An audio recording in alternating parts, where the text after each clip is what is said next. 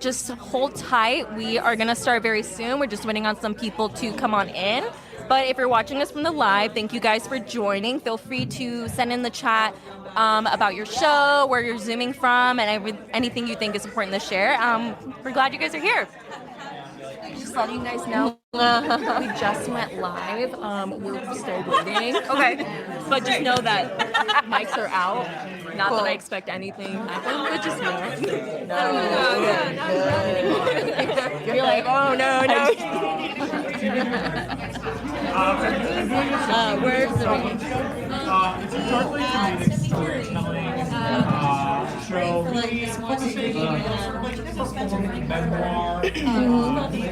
yeah. Yeah, he's great.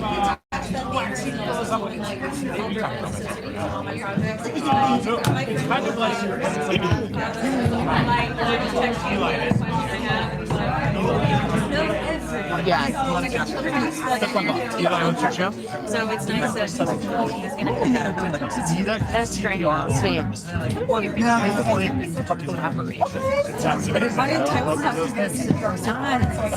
Somebody that you would trust to like read you.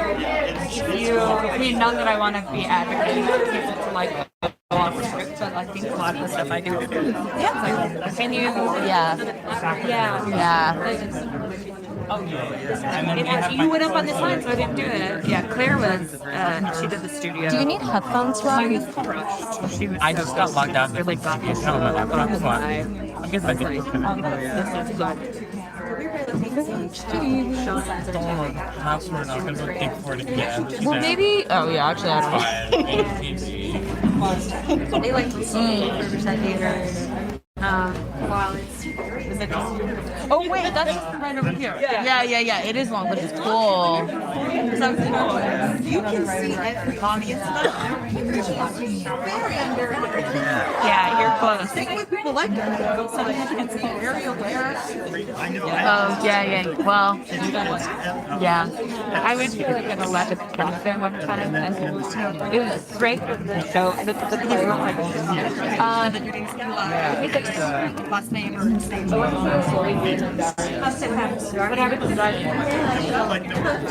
Perfect for that theater, super fun, but it was like 11 p.m. and it was in the latter half of Fringe, the latter third of Fringe, so I was like, I should do that. I'm here just got back from a bachelor party, and I was like, it's very important for me to have lip gloss right here.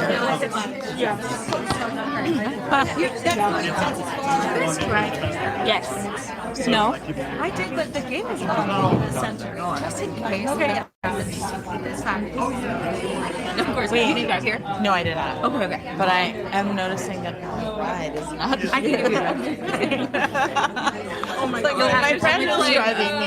You have to come with me to get my dog because you're at the corner. But Okay. I figured that. I almost brought the dog up with sitting dog walker. I couldn't.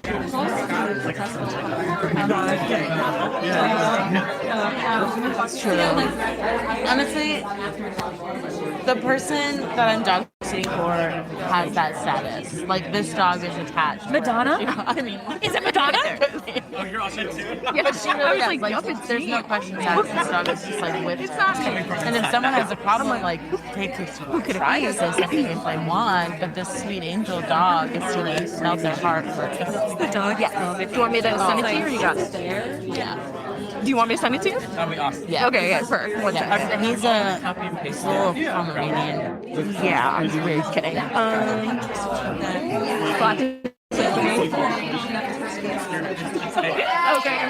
Okay, friends. I'm sending things to Roddy. Oh no! Oh my God! We see a picture of Chuck. Maybe one day. Is this a picture of Chuck with Ashley? My fiance on like the 7th day we brought home. Oh, okay. I love her so much. She's like 20% sure. Like, looks like a friend. You're just saying hi. Got like the Hello. Oh my God. Hello, that's a shot. Well, a lot of my pictures of her are are like in bed. Okay. She's such a Get those pheromones. That's so sweet. Little raccoon hands. I love that. I have dog and cat. I have a dog. Yeah. What is your dog? He's a little Shih Tzu Yorkie. Hang on, What is that called? Or not Shih Tzu Yorkie. Lhasa. They just call him Shih Tzu Lhasa because they don't have the patience to be like Lots of shit? He's no longer with us. Oh, I love this little part. Baby. We had him for 13 years. Yeah. No, he directed my we kind of like stuff. Like I pitched him ideas and bounced. Looks super cute, guys. Let's say like Marion's giving a great point on marketing. Like Yes. Right. And let's say Jeanette's speaking about something he's really I'd be like, Oh, yes. yes. Women. Get ready, guys. Get ready. Yeah, we've had him for 13 years. Oh my God. It's great to have him. Yeah, everyone say hi. You. Thank you, Jeanette. I was like, here's mine. Yeah. Wait, can I get another angel? Very important. I don't have to dispatch. Okay, Jeanette. All right. Hi, everyone. Nice to see you all. Thank you guys for joining us in person and on live stream. So welcome to workshop number 4, marketing and ticketing. My name is Jeanette. I am the outreach and operations manager and whatever I decide to be that day. I'm so excited to be here.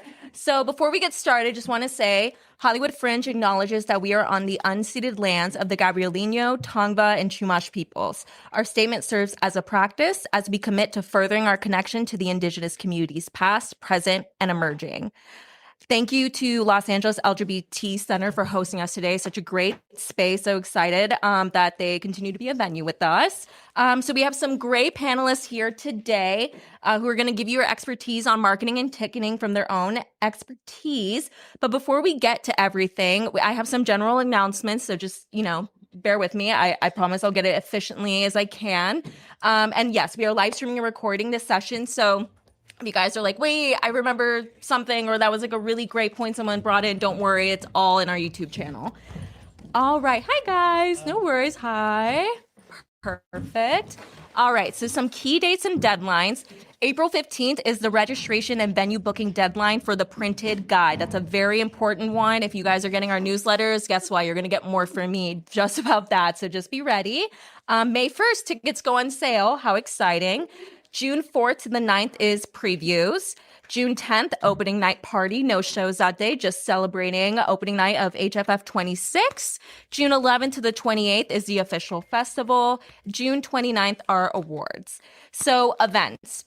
We have tons of free educational events that are designed to help prepare you for a successful Fringe season. So this year we have a mix of in-person and digital events. All will be live streamed and recorded. And we also are uploading them to our podcast as well. So if you guys need to listen on the go, that is also an option. And we have ASL interpreters available upon request. Just please contact support@hollywoodfringe.org at least 72 hours before the event. We'll provide one. Workshops here consist of panel discussions with past Hollywood Fringe participants. And then we have plenty of workshops that you may have missed, which is okay, that are available on our YouTube page and podcast. Of course, podcasts, we're on like all podcast streaming platforms, so we should be there. Some of that we've already done are Meet the Venues, Alternative Bring Your Own Venues at Fringe, budgeting and fundraising. Upcoming on Thursday, we have Anti-Racism for White Artists. That one is a Zoom live stream one. Today's marketing and ticketing. How to Tech Your Fringe show is coming up. And then, of course, our last workshop is Festival Expectations. So all very important. So town halls are when you hear directly from Fringe staff. So if you're new to Hollywood Fringe, these are super important. I'd argue all of them are very important, but town halls are very important for that. So town halls that you may have missed are also available on our YouTube and podcast.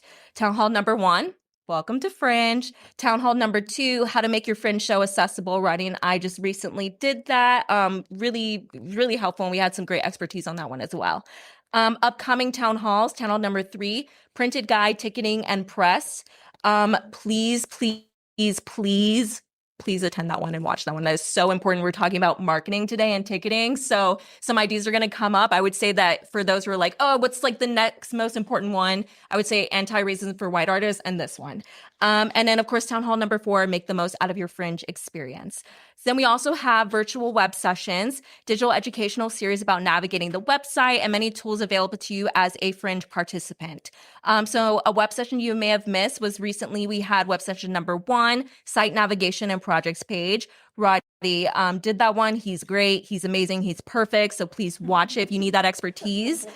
He's laughing, but it's true. I love Roddy. And we love Roddy here. And then web sessions number 2, ticketing, ads, and guide proofs. So all of the things that I just blurted at you, don't worry. All of these are available with the dates and details, hollywoodfringe.org/events. I would say that's a really important link to just have throughout your whole festival experience. We are always updating it, so don't worry.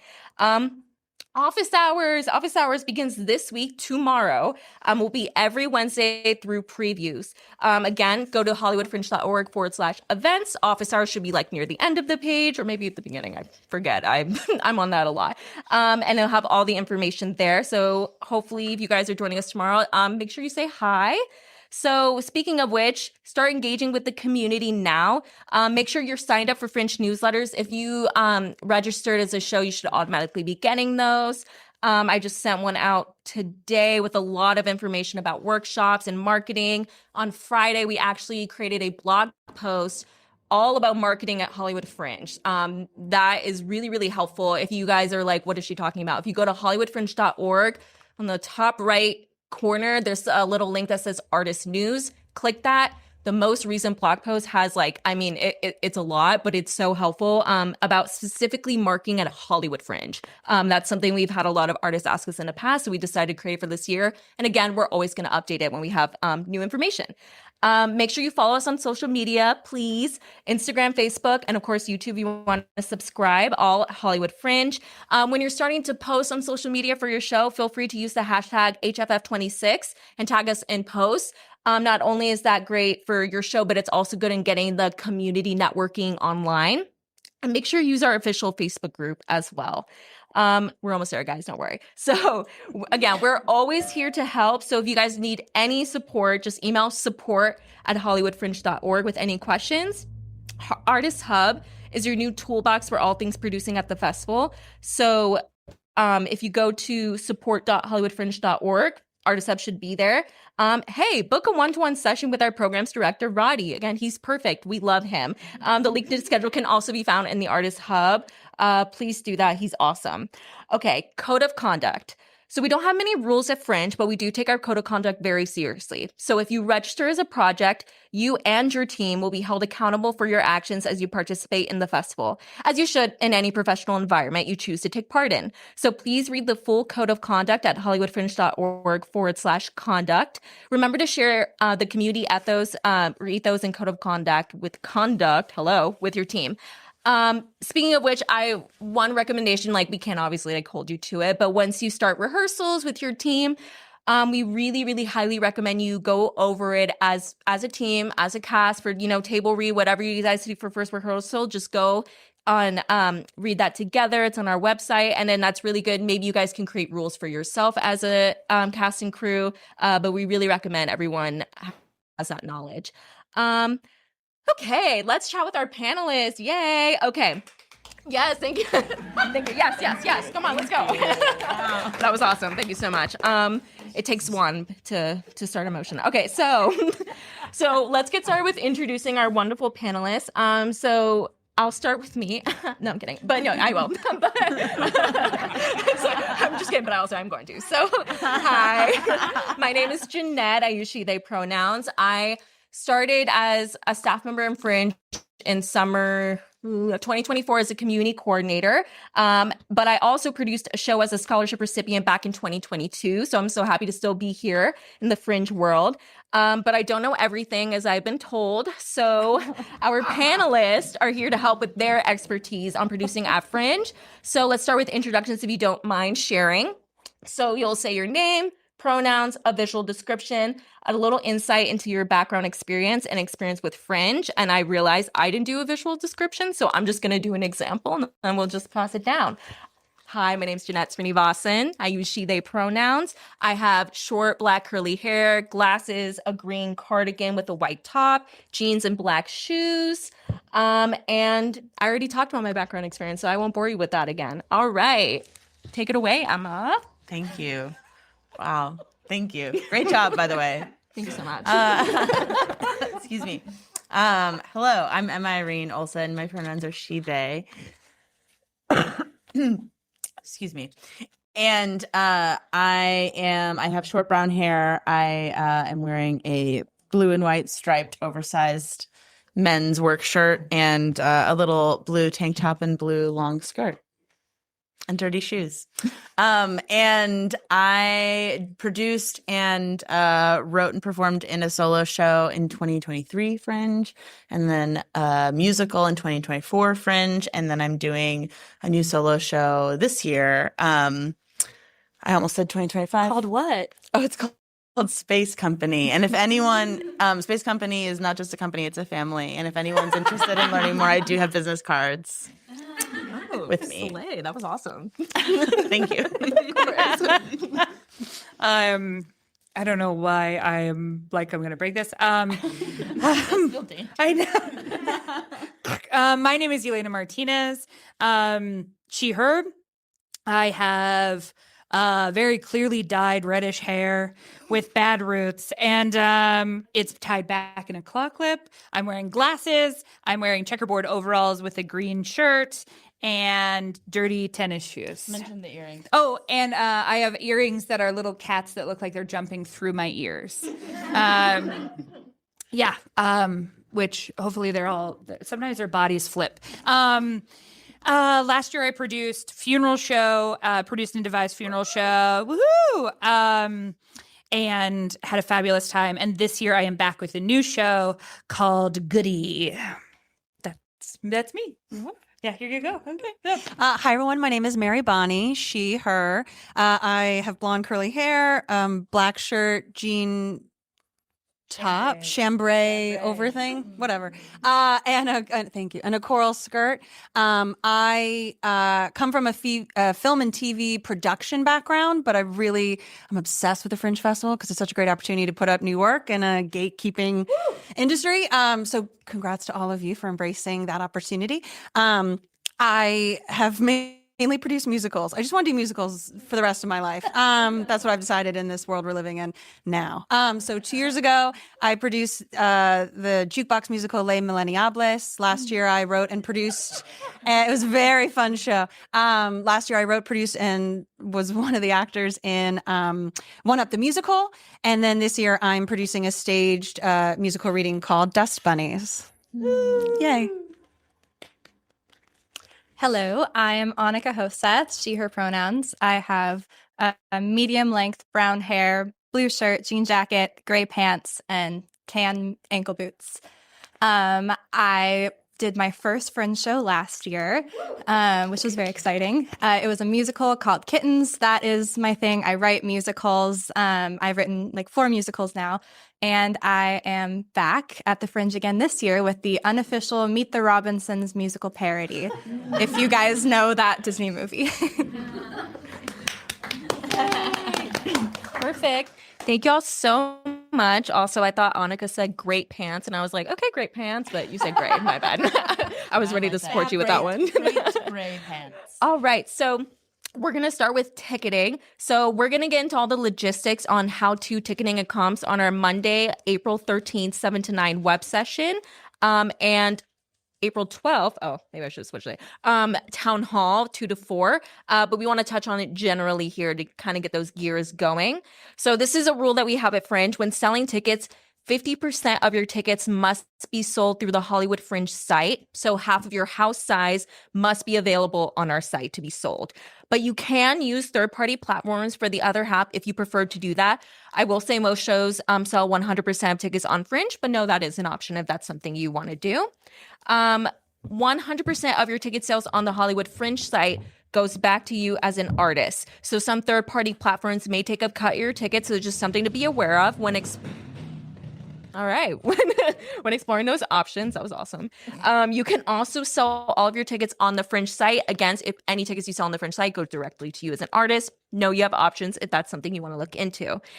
All right. I still have a little bit more blur before I ask the question, so I kind of was like teasing y'all with that one. Okay, they're ready to go. Okay, we're going to talk about average ticket prices and what you recommend setting ticket prices at. So as I continue these blurs, maybe you guys can think about what your process was for that. Average ticket on sale price at Fringe is $15. That's an average. And average price sold is like $10.32. So that's after comps and discounts being included. It depends on your cast size. So how do you set your ticket prices and what do you recommend selling ticket prices at? And I will say we are encouraging our participants to raise their prices on the general admission ticket side and continue to use discount codes for people seeing like 5+ show. That's all of your discretion, but these are just something we recommend. As our survey of audiences led us to believe people pay more. They want to pay more. They want to support you guys. And, you know, times are tough. So, you know, just be realistic with your ticket prices. So for solo shows, we recommend setting your price between $12 to $18, ensembles between $12 to $25. Again, depending on size and scale of your production. Large ensemble cast, live band musicals, small audience immersive productions often fall between $25 to $35, which we think is a great price point, but again, depends on your show. So yeah, let's talk about that. So how did you guys figure out your average ticket prices? How did that work for y'all? So the first Fringe I did in 2023, I set all my tickets to be pay what you can. Largely because it was my first time putting up a show of any kind. So I was just like, whatever you want. Please see me. Yeah, just come, please. And so that was actually helpful because then I was able to see like what was that average price. And then I also look at not just within Fringe, but also just like in the area, what other shows are happening that are maybe similar to what you're doing. That might be easier as a solo performer because there's a lot of solo stuff happening all the time.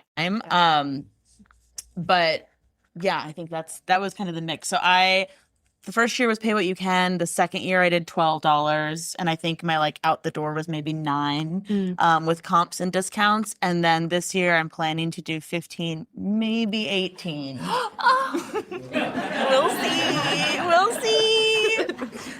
We'll see.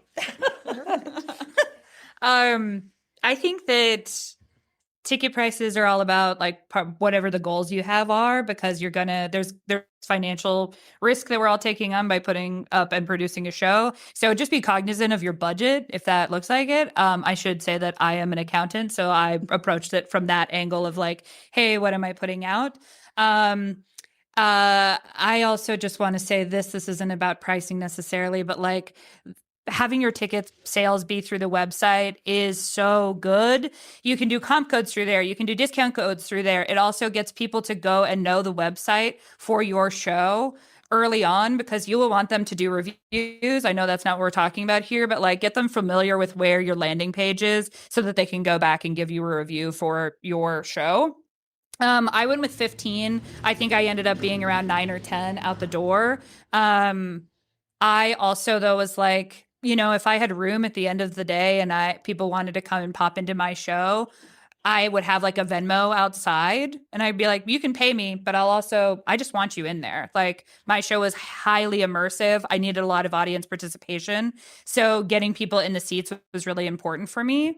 But yeah, I think I ended up at 10 and I give away comps very, very freely. I was happy for the funds, but if somebody really wanted to come be a part of it and couldn't, I was really happy to honor that. That's excellent advice. Same. I was gonna say, like, just know the goal of your show, and that'll help you figure out what to charge for tickets. My goal was just like get butts in the seats. I was very lucky that I was able to put away enough money that I knew I was going to spend a certain amount. And audiences, I mean, shows are better when you have a lot of people. So that's a decision you make as the creator / probably financier, possibly, of how much you realistically want to make. You set your ticket price at that. And then if you're someone who wants to give away comps, which I will say, do it. The comp swap that you'll do with other artists is so essential. It's part of the Fringe experience. You don't want to, hopefully, prohibit anyone from seeing your show because of cost. We're all doing this because we love art. So I think we set it at 12, which is crazy because we are a 9-person, 90-minute show musical. And everyone's like, you're charging too little. I'm like, you tell your friends, have them come. And you give away comp codes. So you also like, there was a world where if I thought a little bit more about it, I could have set it at like 20 and 25 because we were giving away comp codes like crazy. And people, there's something, it's like that 1999 thing. It's like, oh, it's not $20. It's like, oh, it's the list price is 20, but like they gave me a half off ticket. And people love that. They're like, oh, a comp. So work that all into, but everything, Jeanette, the prices you gave, like that's very helpful. That's amazing. Do those. Yeah, last year I also heard that the average price was $15, and I thought that was code for your show should cost $15. And so it was a 4-person musical, and so I charged it $15, which honestly was fine, I think. But yeah, I went to like all the networking events, the office hours, and I did lots of different comp swaps. I gave out comp codes or discount codes to lots of different people, depending on kind of what the vibe was. Like, don't give out like a discount code or a comp code to your friend who's doing really well. Just feel the vibe. They want to support the art. They should support the arts. Or like your parent who's like totally fine and like wants to pay. So so definitely feel it out. But yeah, this year I'm gonna have a 13-person cast, and it's going to be a lot more of set and props and costumes. I'm a little intimidated. But 15 is probably not going to be high enough. So I've decided to do 25 this year. And yeah, I'm going to do like lots of comp swaps and discount codes again. But yeah, this is a much bigger show, so I can't have it that low. But that's, kind of what I did. Something to also note, and I'm curious what you all did, is decide if you're going to give your actors and the people involved in your show comps, because that's not something I thought of. And of course, industry people, you don't want them to pay. So work that into, take how many shows you're doing, how many seats you can, and then how many seats the theater sometimes adds. And you're like, this is a fire hazard, but we'll just overlook it. And decide like, does every actor get 2 comps? And are you saying every industry person they want to bring, whether it's an agent, a manager, a reviewer, an investor, ? That you're going to probably comp their tickets and you just want them to get to the show? I think Emma and I will probably have the same answer because we've done solo shows. So I allowed myself as many comps as I wanted. Yeah. No, I was very flexible with the comp policy for my solo show too. Comp your tickets. Comp swap is gold. It really is. Yeah. Well, thank you, y'all. That was really helpful. And actually, Mary, you bring up a good point that I'm actually going to kind of check into their next question. Come on, y'all. Let's go. Okay. So let's talk about audience size. So think about, as I continue to talk over here, how you set expectations when it comes to audience size at Fringe. How do you define and set realistic audience goals when picking a venue and budgeting for your show? Now, one recommendation that we have at Fringe is that you're budgeting with a sell-through rate in your mind of 40. Hi, sorry. No worries. Oh my God, hi. Sorry, that was like the best thing that's ever happened. Oh my God, that was so cute. No, sorry, y'all. It's live streamers. We have a gorgeous little doggy here. It was very important for me to say something. Okay. So let me start all over for that one. I'm realizing. Okay. Typically at Fringe, we recommend a 40 to 60% sell-through rate in budgeting. So you're not, in a pickle when you don't sell those tickets, but you want to market. Imagine you're going to sell 100% of those tickets, right? So about even like having like seats available, like let me make something up. So let's say you have 60 seats in your venue. Maybe make only, this is just a recommendation, think about it for your show, maybe only make like 55 or 50 tickets available on the site. So you have 10. So if you do sell out those 50 tickets out of 60 and then you get a message from someone in industry or family, or one of your actors is like, wait, like my mom needs to come on this day. Can we switch it? You have those ready to go. And then you can always, open them up whenever online. You can always add them back in. You can, like, if you want to sell at the door, just make sure you keep track of like how many seats, so you don't oversell your show. But that's a very good point to think about that too, like comms, what that means. But yeah, do you guys have any tips about audience size, budgeting? Your introductions are so thorough. Helpful. Did someone have something that they wanted to say right away? Great, let's go. I think, and I'm sure we'll talk about it with marketing, looking at how many people are in your show. A 1-person show versus a 9 or 13-person show is inherently going to pull more of a crowd, because your core audience are people that know you and know your cast. Like, your cast friends are going to come. Hopefully they're coming because you're doing an amazing show they want to see. But the reality is, like, we go see our friends' shows. And that's a big reason why we're artists and we live in LA and all these things. So thinking about the number of people in your show, and then the number of people on your team, your stage manager, associate producers. I know a lot of people will bring on associate producers primarily to help market and get the word out more and run your social media, which is a full-time job I learned last year in a lot of ways, and very Gen Z oriented. So just thinking of the number of people in your immediate team, and, a musical big ensemble show is probably going to pull in a little bit of a bigger audience than, say, a solo show where it's you promoting your show. So maybe you all can speak to that part of it.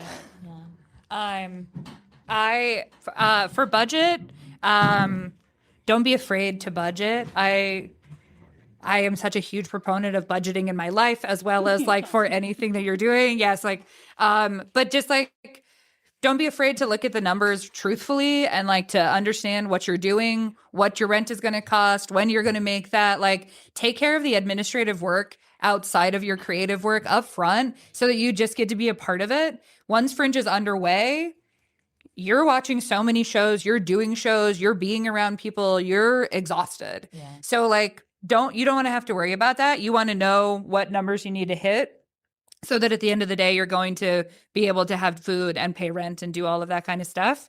When I think about like numbers for shows, this is something that I had to run into last year. I talked about how my show is immersive and I use a lot of audience participation. Think about what kind of numbers you need in your audience if you have something that has participation. If you don't, and you have a theater with varied seating, where do you want your audience to sit if you have a small audience? Like, think about all of these things, so at game time you don't have to think about them when you're there. So it's like, if I was only going to have a show that had 10 people, I lucky enough had really, really wonderful audiences, big audiences. But I pre-planned for, like, if I have 3 people in the audience, what does this show look like? Where do I kind of have them sit? How do I have them be there? How do I play to them in a way that doesn't feel overwhelming because they're the only people in there? So, like, do a work in progress if you have the ability to, especially if you're a solo artist, with a small number of people so you can feel it. Mm-hmm. So that way, if that happens in your run, you're so prepared for it. And so things can run smoothly. Just another thing to think of when you're thinking of audience size. Yeah. I agree with all of that. I think, as a solo artist, it can be, I know we're going to get into like all the marketing stuff. Something I'm doing differently this year is I'm planning out my marketing logistics much more in advance than I have in the past, because for that very reason, like, I was kind of trying to get more butts in seats. I had a way bigger venue last time, than the time before that, which was exciting. And it was also like terrifying because I had way more seats that I needed to fill. So I, like, in the moment when if I didn't feel like the numbers were what I wanted them to be, I was just like scurrying to figure out how to market at the last minute, which is very stressful.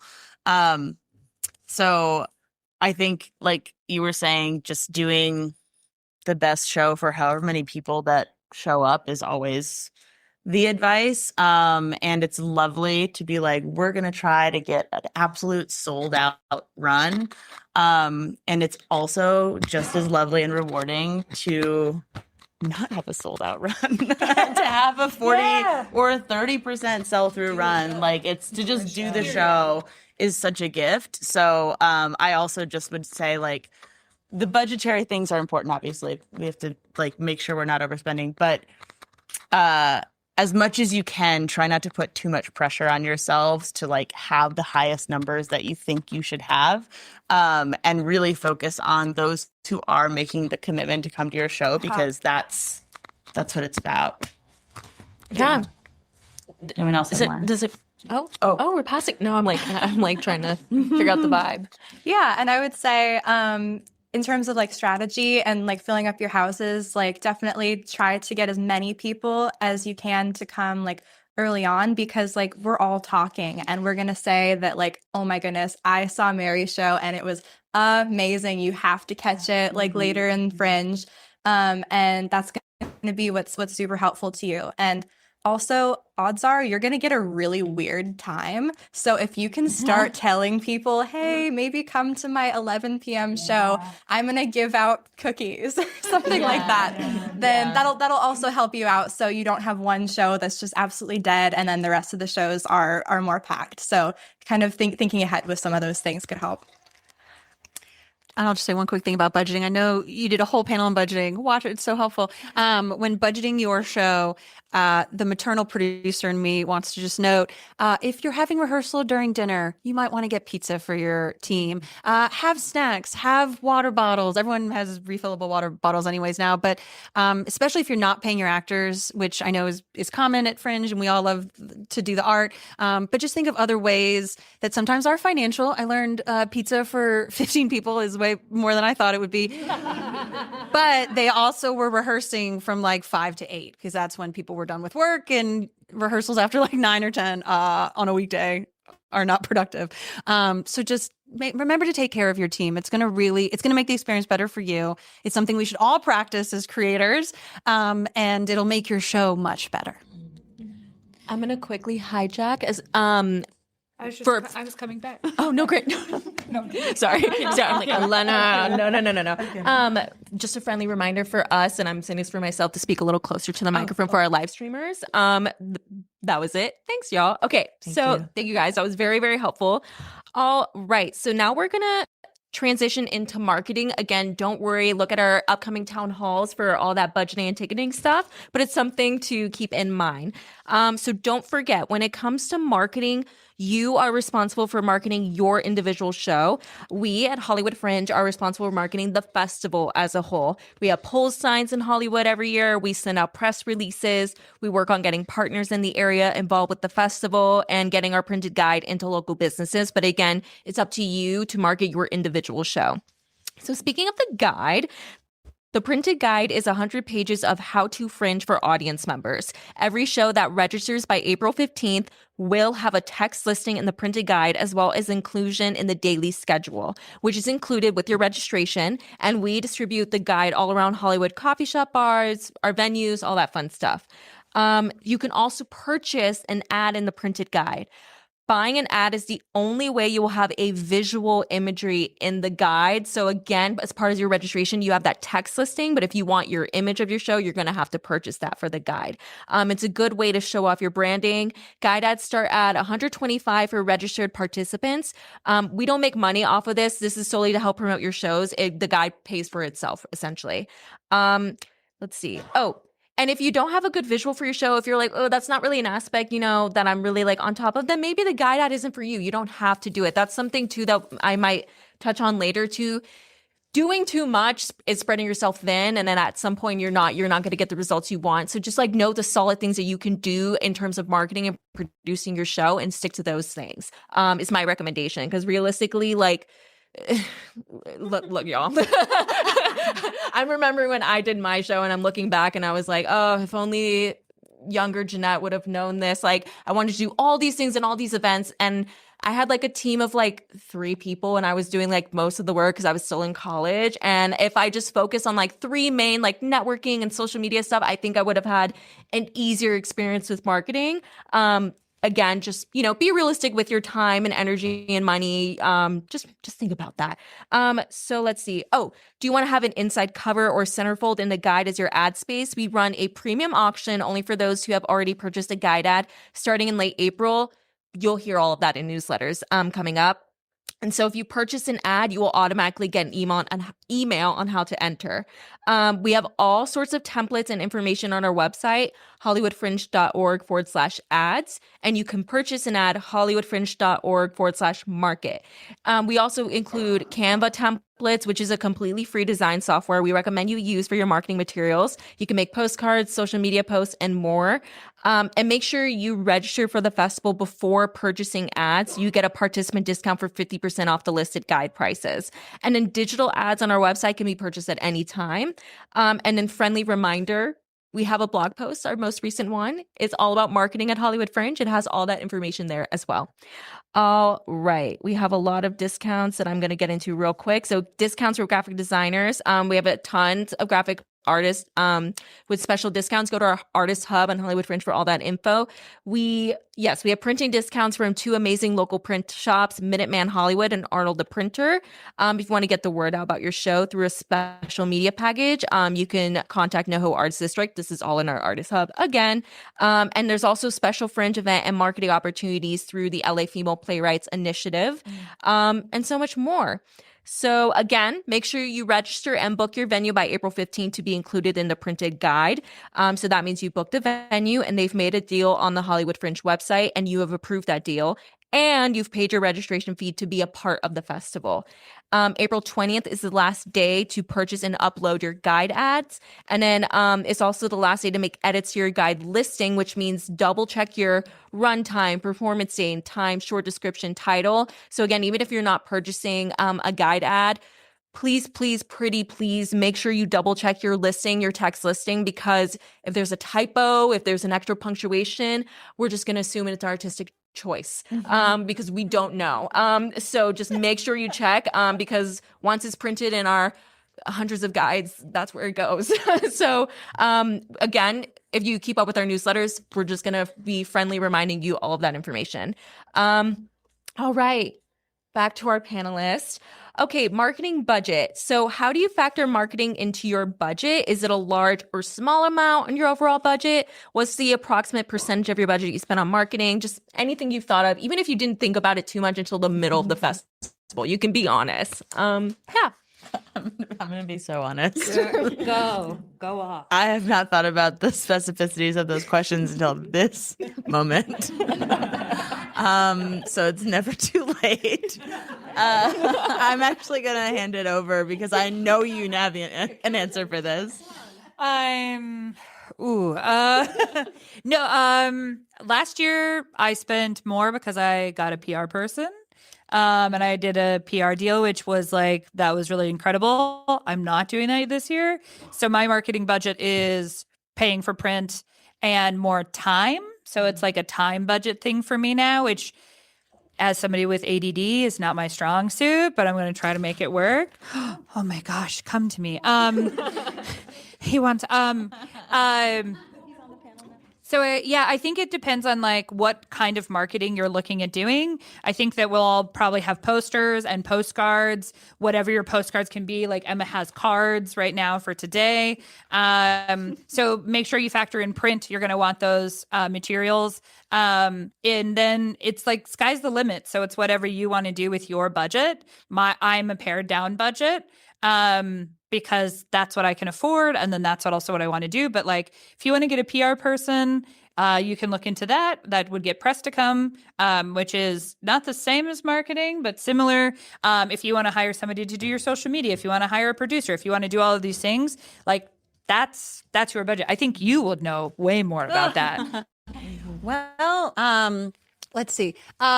It totally depends on your resources. I will say, some people get PR and publicists, and I know that generally speaking, I think Fringe shows are hard to just focus on one show for outside press. I know the Hollywood Reporter did a spread last year where they listed a dozen shows, and it was very exciting for those shows that got mentioned because now you have a Hollywood Reporter article. But it can get expensive. Definitely postcards. definitely posters for like Fringe HQ, which you guys are still doing. And then, venues that might, either your venue or places that might be relevant to your show.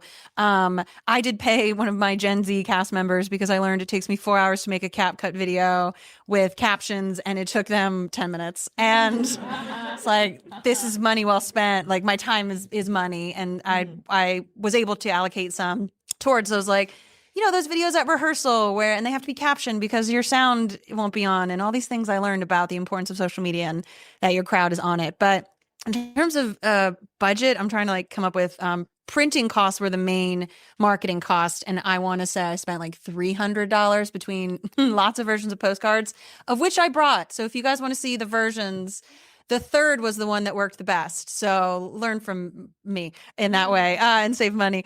But and then I also printed posters for my cast because it was a fun experience for them. But those were like the hard marketing costs. What about you? Yes, I did a lot of the same things. I definitely had posters, or I'll get this closer.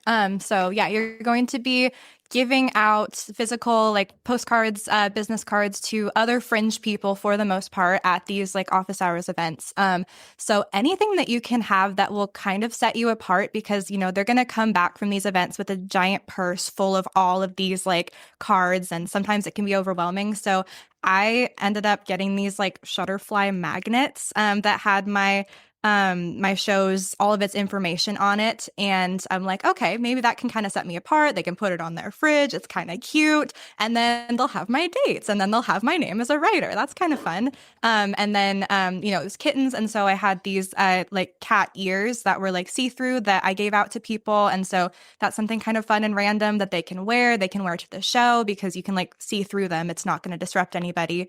So yeah, if you can kind of cover your bases with like some, maybe one thing that's like a normal paper card, and then maybe something that's a little bit unique that can help people remember your show, but that also has to do with your show. I think that that's sometimes a really helpful marketing strategy.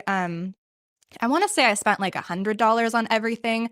I tried to be really scrappy last year and just do everything on Canva all by myself. If you go back to the kittens Instagram, you can definitely see my Canva skills get better. But I do think that is something to really take advantage of at Fringe. This is a very low stakes opportunity to get very good at everything that you might need to do yourself in theater someday, whether that be like making videos, making Canva posters, networking and socializing with people and passing out your information. Like, these are all things that were very uncomfortable to me last year, and now like I can do them pretty easily. So I would say take advantage of that if you have time and are comfortable. Those are great. I remember last year people giving out like mints and bottle openers. Yeah. And some things tied to the show, and some things are just like, here's lip balm. Nothing to do with the show. So figure out your budget for that. I'll also say Haley McGaffey did something really amazing last year in that she did And Her Children. It won Top of Fringe. She just finished doing it at the Soho Playhouse.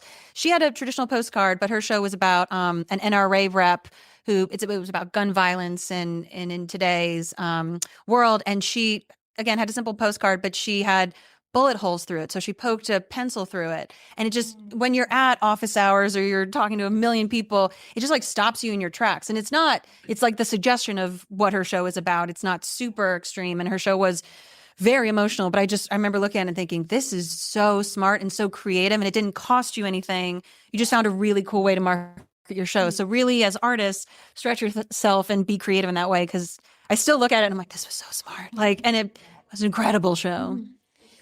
Yeah, I did for funeral show, I did like little packets of tissue to like come cry, but at a comedy show.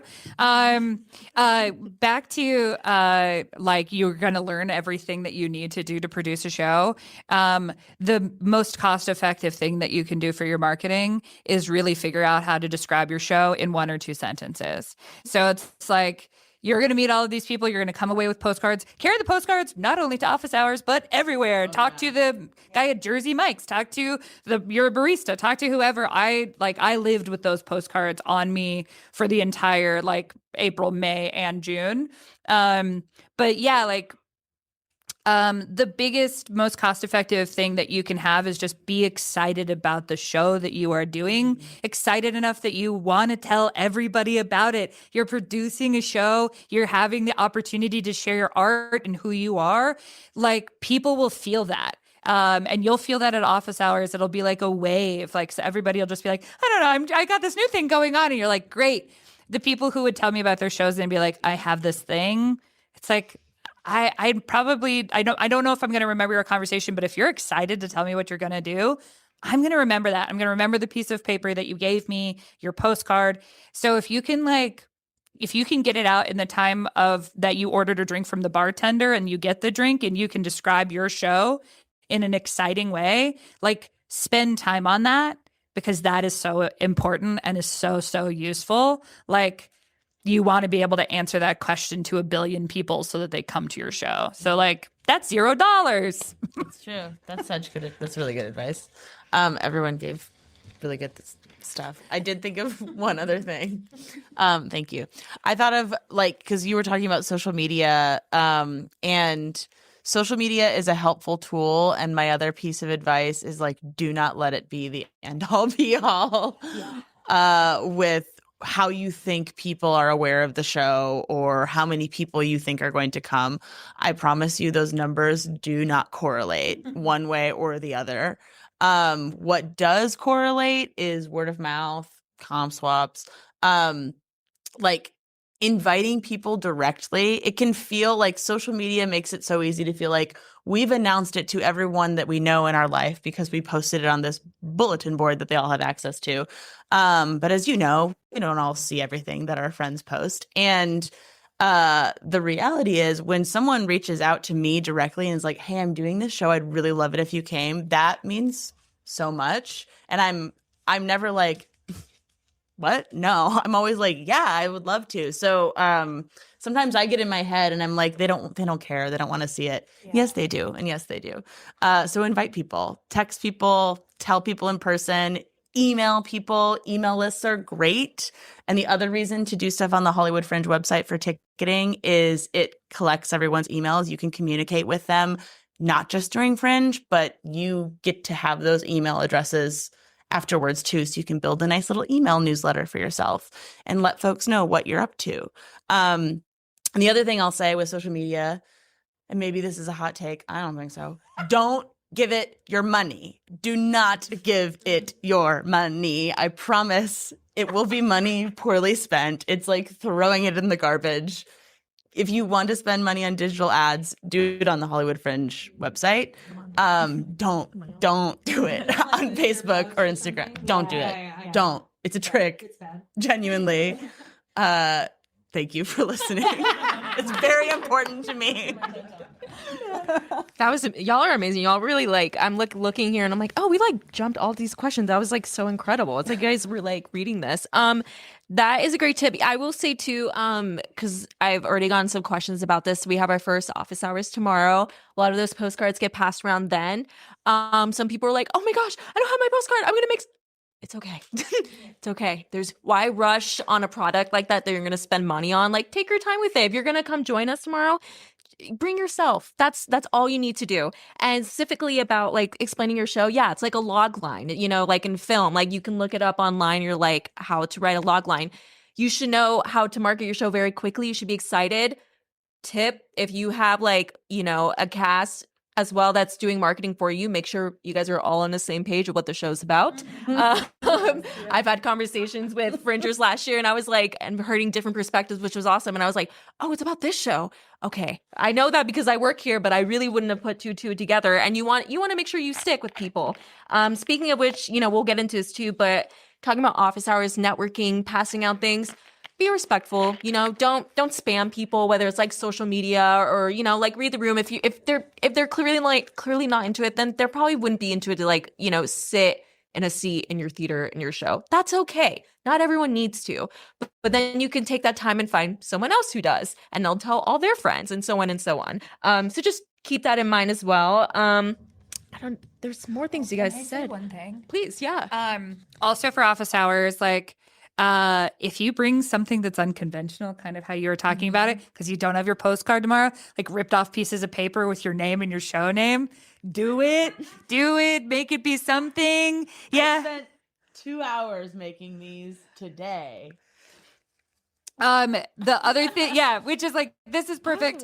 The other thing I'll say is like, if you have an idea of what your comp code could be, one of the places that I would often just be like, I'd hear about a show and I'd be like, I really want to come see that. Do you want a comp swap or how do we do this?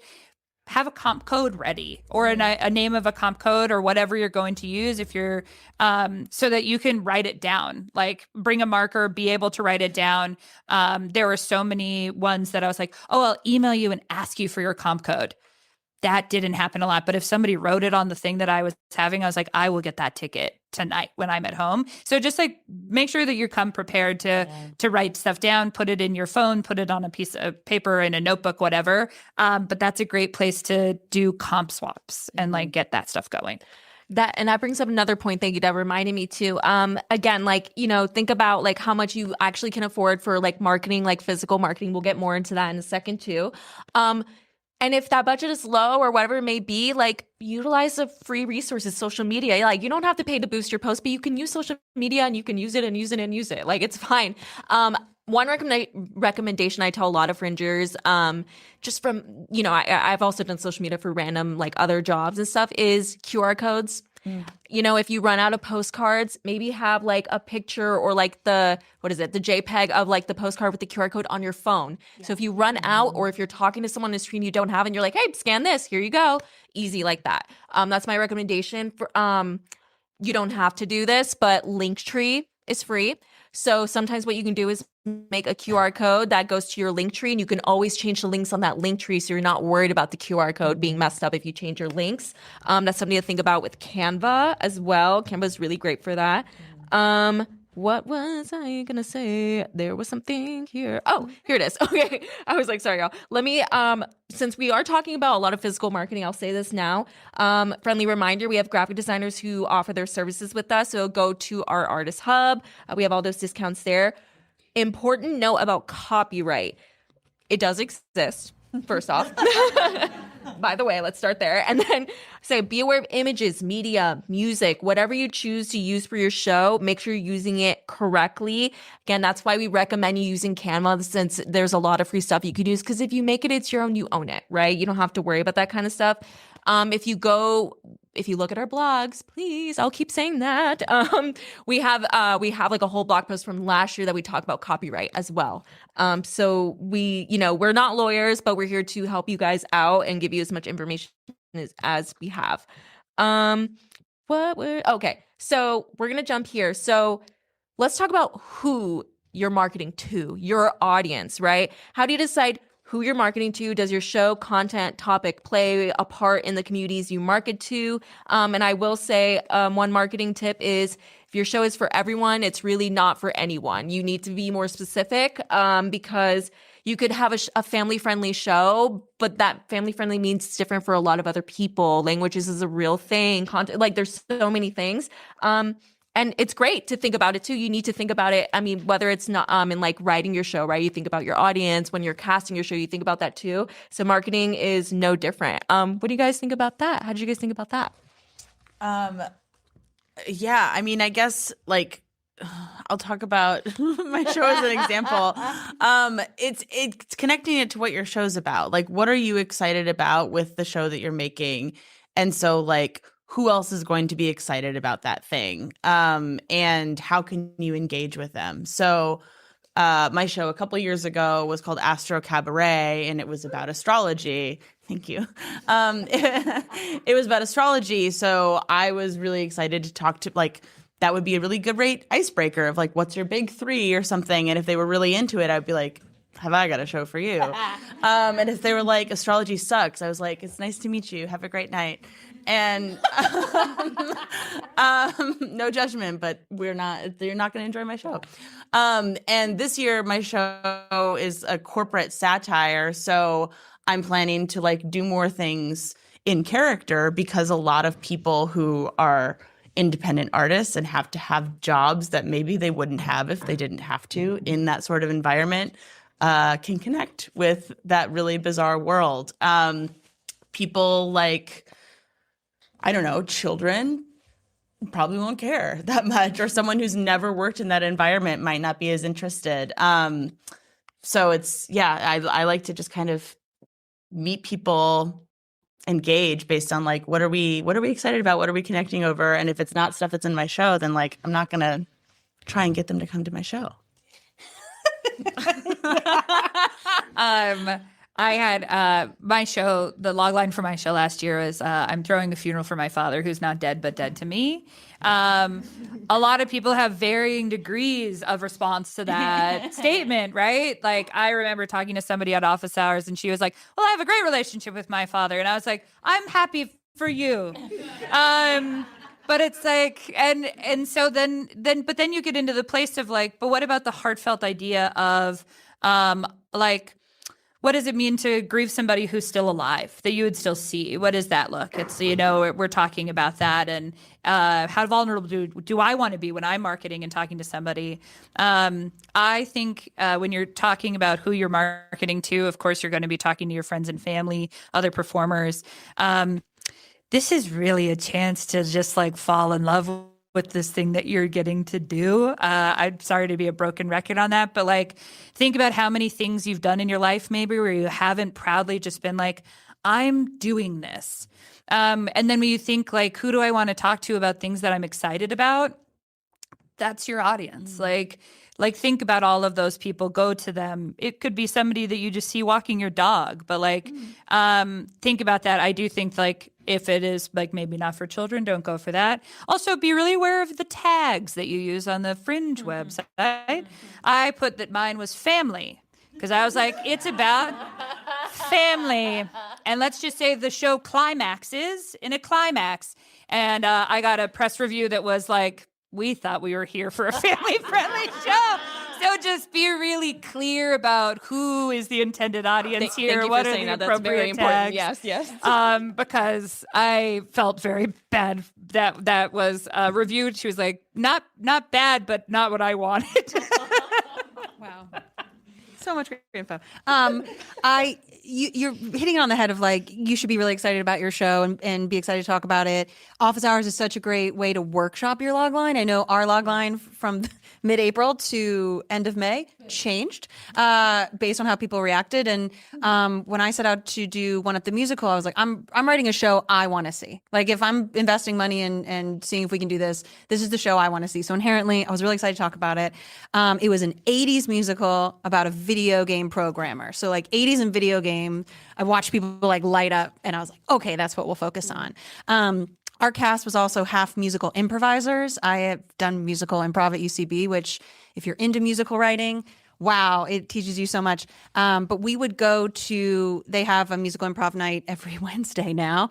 And we would go down the line and hand out postcards. And the postcards we would hand out there would have the cast photos. And they would say, oh my God, I know these people. And we would also go to like barcades, which are very cool and hip now. And ask if we could put up our flyer and put a promo code on that flyer so I could track, oh, these are the people that saw it at like 86 or Player One or those kinds of places. We wanted to be a family-friendly show, and we're like, oh, we'll get kids to come. We had 8 shows, and each show had 80 people, and not a single child came. So we were like, why did we make this? We could have added so many like fun adult jokes, but we're like, no, we'll make it family-friendly. So I learned also like that there's not a lot of kids at Fringe, apparently. I talked to someone who did a show completely targeted it for children and did not get a ton of them to come out either. So I just during the process of Fringe, I learned a lot about how to market our show. But knowing the like buzzy words that people relate to. I know my friend did a show last year called I Hope You're Having Fun in Hell, Dad. It's like a similar. There's a lot of dad shows. A lot, which makes sense. Like we're working through a lot with our art. And I know she also had a strong response to that, but she did like 9 shows and got tons of people in there.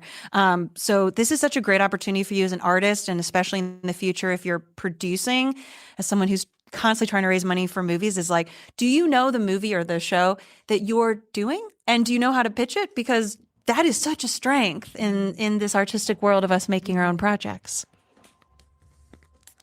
Yes, definitely. And so the show that I did last year, it was Kittens, and it was inspired by the Playboy clubs of the 1960s, particularly in New York.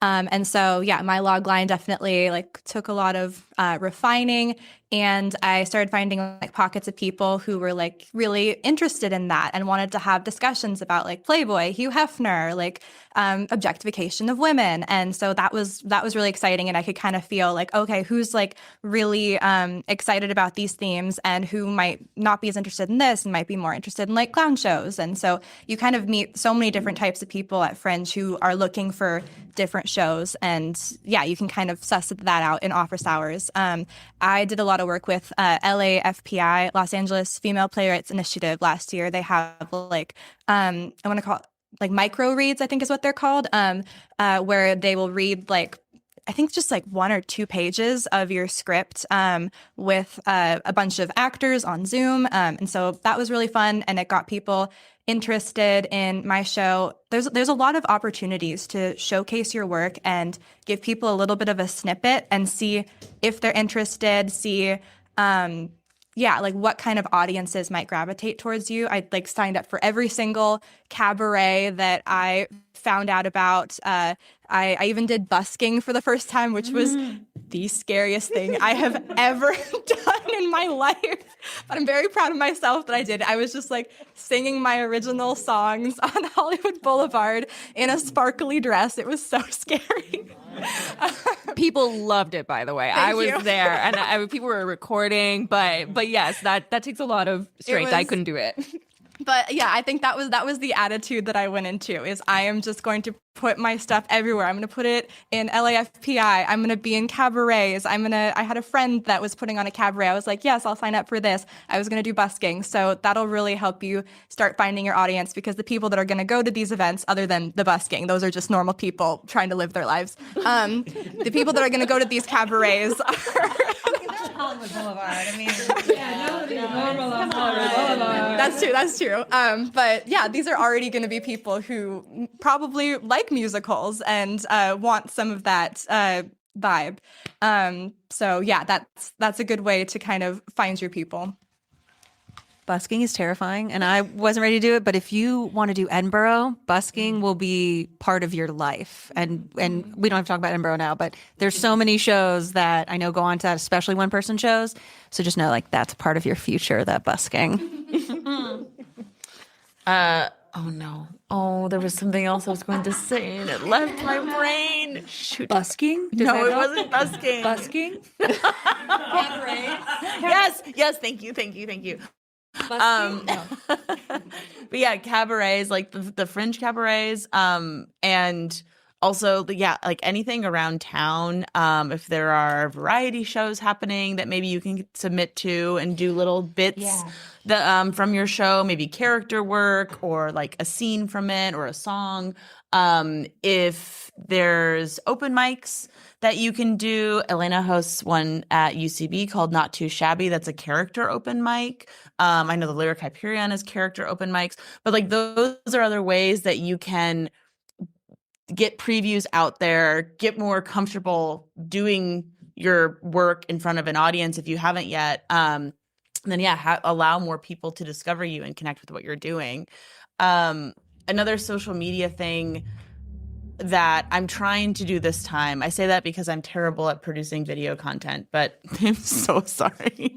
I'm terrible at producing video content, but what I'd like to do is any video content that's on my social media isn't something that's actually from the show, but it's something that's like in the world of the show, because then you're still telling a story that's related to the work you're doing, but you're not like giving anything away.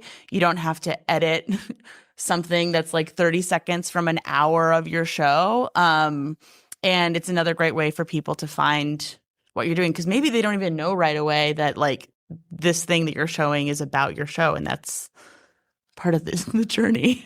Yeah, Molly Sharp, who last year was a marketing machine, like 9 shows, packed shows. she would just post so much stuff of like her in that dress, her doing stuff. Her whole vibe was that moment. And there was something that was just so like infectious about what she was doing as somebody who was already following her, that I was just like, yeah, more of this. It makes me excited to see this. This is so fun. But yeah, I love that. Like just have less obstacles. Just do it. Yeah. Awesome. That was great. Thumbs up. No, that was great, y'all.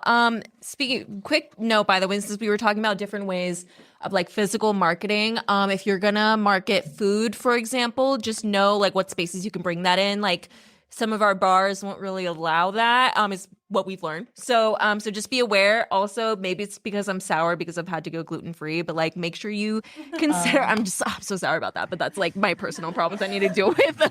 But think about that too. Like, I mean, yeah, if you want to put flour, I guess you could, but think about that too when you're bringing it out to other people, like food sensitivities, that kind of stuff. This is kind of silly, but I love you. That's so cute. I sold tamales for my show. Didn't have anything to do with my show, but I know how to make them. My mom and aunt taught me, so I was like, I'm going to use this to my advantage. And I was in college, so I knew my audience was my friends because you weren't supposed to do that, but I did it anyways. Whatever. But things like that. Just be aware. Speaking of which, before we continue, you guys have like in the best way possible jumped around my questions. I love it. I'm like, oh, what do I do? But we talk a lot about like elevator pitches and log lines. To put someone on the spot here, does anyone remember theirs from their show that they want to share? I think we should all try. I didn't have a proper one last time, but the one I'm still workshopping. So Great, yeah. My show is Space Company. Space Company is not a company; it is a family. And I'm the manager. You can call me your mom. And they have the singular noble goal of being the best company in the universe, whatever it takes. Oh, I love that, Mom. I said mine for funeral show last year was I'm throwing a funeral for my father who's not dead but dead to me. My one for Goody this year is she's got one shot to be burned at the stake.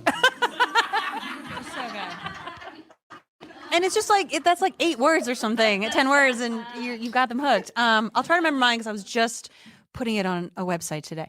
Set in 1987, One Up the Musical is an original 80s musical following Bryson, a video game programmer who gets to make her own game and learn the cost of ambition. It's something like that. Yeah. Okay, see if I remember it. Inspired by Gloria Steinem's article, I Was a Playboy Bunny, for young cocktail waitresses, toe the line between objectification and empowerment. That's very good. Okay. Yeah, that was kind of evil of me because I don't even remember mine. But thank you guys for sharing. So there's some examples too. And that can grow. Everything doesn't need to be perfect the first time you pitch to someone, right? Like I think we've mentioned here, like throughout like their social media pages, you see improve with Canva. And so I've done that too. Are you joking? I think when I did Astor Cabaret, I think I had like 3 different versions of postcards over the course of 3 months. Yeah, you throw things at the wall and see what sticks. Like that's okay. That's what Fringe is for too. You're learning how to self-produce, and we're giving you the tools to help do that. Like don't worry about it, but just you have to be aware of how you just got to be honest with yourself. You know what I mean? If and that's why it's like be careful with printing postcards and stuff if you have a very limited budget because they're not cheap. And wow, they're not cheap. I'm like remembering my college days. But think about that too. So it's okay. That's why I say like digital stuff tends to be free. Utilize that as much as you can. That's the world that we live in. Go for it. Yeah. For printed media as well. Have somebody proofread it. Have somebody look at it. Even if it's just like a friend who's not with the show or your mom who loves to correct your grammar. Just like have somebody look at it and make sure that it has all of the things that if somebody's going to look at it, they're going to know what it is. So the name of your show, who you are, if you are presenting it, like I am my show. So Elena Martinez is or presents, your director or whatever production kind of information, all of the show dates, all of the show times, where the show is Hollywood Fringe Fest, your QR code, and then of course the fun stuff. But like don't forget the important stuff in sacrifice for the fun stuff. Like you want to be able to do it at a glance. So just make sure to do that. Thank you. That was really helpful. And actually, that reminds me, in terms of like finding your audience too, something to think about is, and this is also on our Marketing for Fringe blog post, but your first audience is people you already know. I think we've already talked about is your community, you know? If you've taken classes in the past, you still have those emails, send them an email. If you go to church, that could be another great community as well. People who support you, your friends, your family. All of those people are really important. And then I'm going to try to make something up. But, you know, this is going to be separate from Fringe, but this is just something I personally feel as someone who makes theater. You know, there have been productions everywhere, all over the country that makes shows for, let's say, you know, I'm Mexican, so that makes it for like Latina people, but they don't market to those communities. They just say, here you go, here's a Latin show. And then it's like, there's no outreach to those communities to let them know like the show's happening, right? So if you're gonna, you know, make a show that's catered towards that, if there's a community that you're a part of, feel free to let the community know. You'd be surprised. You would be surprised how many people would be so happy to come to your show if you just let them know. That's just one recommendation, or just something to think about as well. I will, and Superman, I did a fellowship a few years ago, and I saw those people's emails, and you bet I send them emails all the time. I'm like, and it was a film fellowship too, and I was like, hey, if you guys want to look at theater, and like, that's fine, but at least, you know, it also gives them the incentive to send things to me, and we keep in touch. Like, it's really important to just, at the end of the day, even if we don't go to each other's stuff because we're people, you still have community, and you really, really need that. And Fringe, you can build that community as well. But how you approach people and your demeanor, people will always remember, you know? So just think about that too. Yeah, let me see. I'm gonna do a little interlude. Okay, let's jump here. So we've kind of already talked about this a lot, about like postcards and printed ads. Physical marketing. So we've already talked about some creative stuff. You brought in tissues, people bring pencils, chocolates, all that fun stuff. How would you recommend someone to go about that physical? I think since that was something you did, I don't know if you guys also did as well, but something a little bit out of the ordinary, out of the box. What was your process in figuring that out?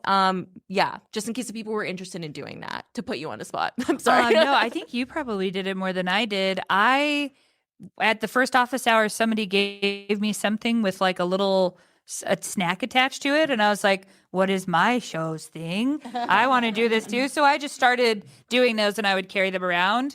I wouldn't feel pressured to do it all the time, but I would just be like, and here's some tissues.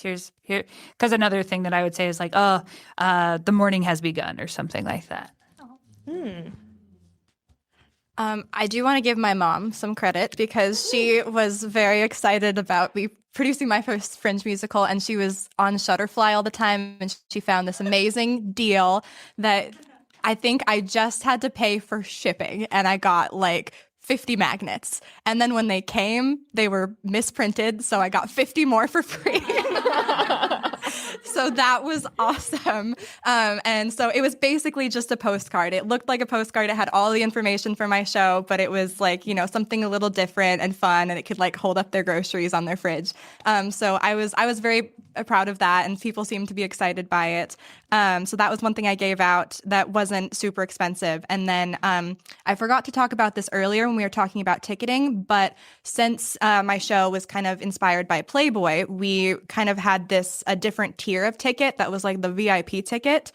So you could pay $25 and you would get the special kitten ears, and you'd get this little like VIP card. So we knew we were going to do that from the get-go. And so I was like, oh, I'll just like pass out these ears at office hours too. And then like, you know, maybe people can buy them at the door if they want. And so that kind of became part of the physical media that I was passing out from my ticketing plan, of like, you know, a way to make a little bit more money, and a way to kind of incorporate the Playboy inspiration into the audience. So those were my main two like unconventional things to pass out.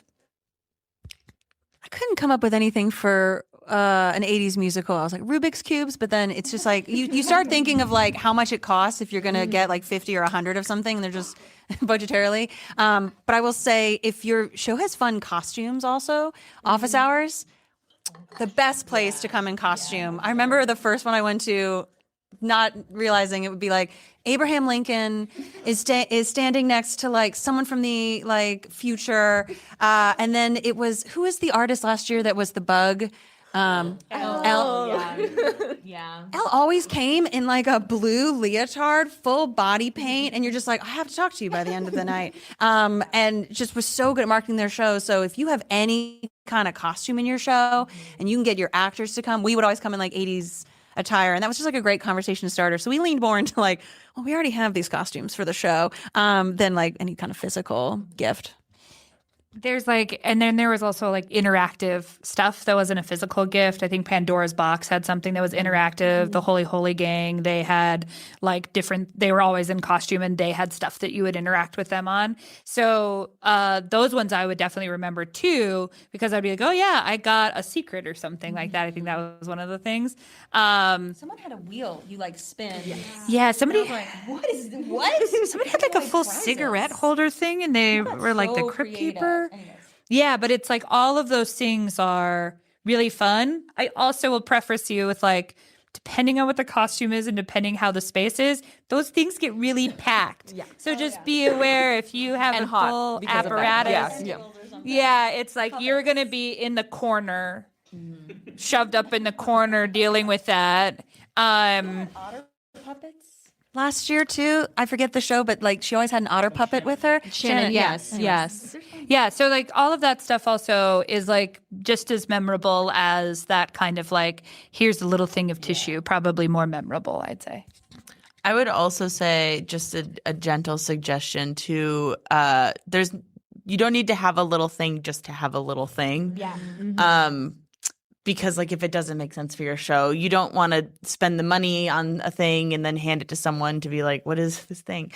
And the other thing I know I won't shut up about these cards, but but that's because I made them. I'm going to keep going. That's because I made them with a rubber stamp. And a rubber stamp, I've already talked to friends and family about this, is a highly underutilized marketing tool because they're very inexpensive for how often you will use them. You can get a custom rubber stamp made at like rubberstamps.net for I think $30, and then you have it forever. Is this an ad? I love that was awesome. I love anything Marketing that starts now, guys. That can be analog, and I just think analog is so, and like having a rubber stamp, then you can make as many things as you want whenever you want. It's a very inexpensive printing tool. That's not a printer. That was so fun. I'm like gonna do that just for myself. Okay, love that. But just like Emma was saying, remember that like if it doesn't make sense for your show, then it's not going to get people to your show. It needs to keep the same idea. If it's not in your budget to do that, that's okay. Focus your time and money on something else. But it is something to think about too. Like even the costumes, that's a great idea. If you already have them, might as well wear them. Just make sure you wash them because again, it gets really hot in these office hours. I mean, you'll see me like, where's Jeanette? I'm outside. I need to breathe. Like it's a lot. Very fun, but it's a lot. So think about that. It's a lot, but oh my gosh, do I love it. I'm so energized by the end of it. But yeah, thank y'all so much. And then speaking of office hours too, friendly reminder, some of our office hours are 21 plus and some of them are 18 plus. So that's on our events page as well, and that's in our newsletters as well. But just keep that as a guideline. Some people have cast members that are younger than 21 and so they're not able to come. So just think about that. We are nearing the end of these questions before we do our Q&A.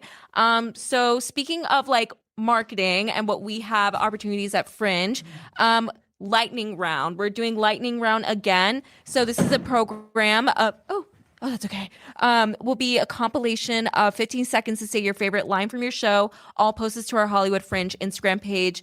We'll send more info out in a newsletter. I will be helping with that, and respectfully, I will be kind of strict with that because the point is to go really fast. And so a lot of our artists in the past want to talk about their show. I get it. I love hearing it. But the point is to have something really tight and easy. So even if you don't do it with us, maybe have that for your show as well. Something really quick and easy you can share on social media. Cabaret, of course. We love our cabarets. We're going to do that as well. All this will be sent in our newsletter. runway, think about that. If you have some costumes in your show that you think you want to show off, come on, do runway. And then poster and postcard drop off and guidelines. This will be sent later because we need it to be announced. I'm looking at this. I'm like, we don't have that ready. Yeah, go. I'm so sorry. I remembered something about the printed guide. Please, yeah. I'm really pulling back from a minute. No, let's do it. If you want to do a printed ad in the printed guide, which I do, if you have the budget, I do recommend because you know that eyes interested in Hollywood Fringe are going to see it. If there's another show, like maybe your friend is doing or that's similar to your show, go in on it together. Because it's going to be, if you buy a half page, it's cheaper than if you each bought a quarter page. Sorry if I'm scamming Fringe right now. No. Like a huge savings. Yeah. I'm like, turn it off.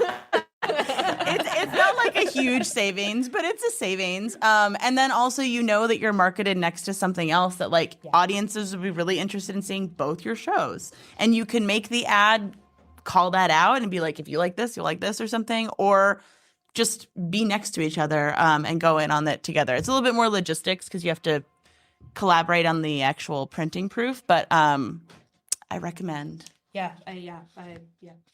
Yeah, that's a great point. Yeah, totally not at all. Yeah, great. Yes, especially for solo artists. Especially for solo artists, totally. And even in general, if we were talking about a lot last year, there was a lot of dad shows, right? I mean, like, if that's the case with y'all, if you want to like join community with all the dad shows and help market each other's shows, go for it, right? Like that's part of it too, is like being aware of the other shows that are happening in Fringe and supporting them as well too. That'll help you out in the end. And it's also just a fun and great thing to do. So we're nearing the end of our questions, so I'm going to ask you all, as a member of the Fringe community, what makes you pick a Hollywood Fringe production to see? So how does the show stand out to you as a prospective audience member? I mean, this has kind of been the refrain, but like, how excited are they about the show? And like, how do I feel when they're telling me about their show? Like that alone, if I'm excited when they're telling me about it, even for like 2 sentences, I'm like, great, I got to see that show. Yeah, that's great. Your show will be like, it'll become part of the grapevine of the milieu of everything that's happening here. So be kind to each other. There were people who just would ask me to come to their show and were just very nice and very, very excited about their show. And so if I hear anybody else say that name and I've already met them and I'm like, yeah, they were very kind, like that'll do it for me, like truly. But also, something else for me was just like tap in with people who are seeing a lot of shows. If you're seeing a lot of shows, go see a show with them that you don't know about and let people recommend you to go see work that they have been really excited about. Just really be open to like, maybe this is like, I live in the clown realm, but maybe this is musical theater, even though I also love that. But like, let yourself really be surprised by what the people that you respect are also like open to and are recommending, because there's so much to see. Great advice. I love musicals, so every year I always look up the musicals. I'm very excited to see yours. So that's the first place I go. Something I look for in a show, but also as a producer, is I'll ask the person who's created the show, what are the themes of your show and what's the question it's asking?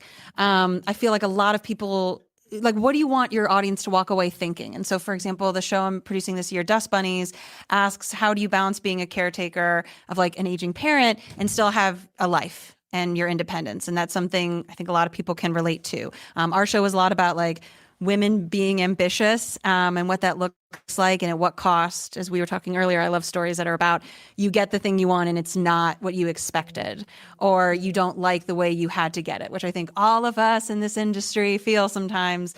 So if the creator on their page has a very clear, like, this is the question my show is asking, or these are the themes we're tackling. First, make sure that your show reflects that, because sometimes you'll get reviews that are like, That's not what the show's about. And that's great feedback. But just this is going to sound very woo woo, but go with me.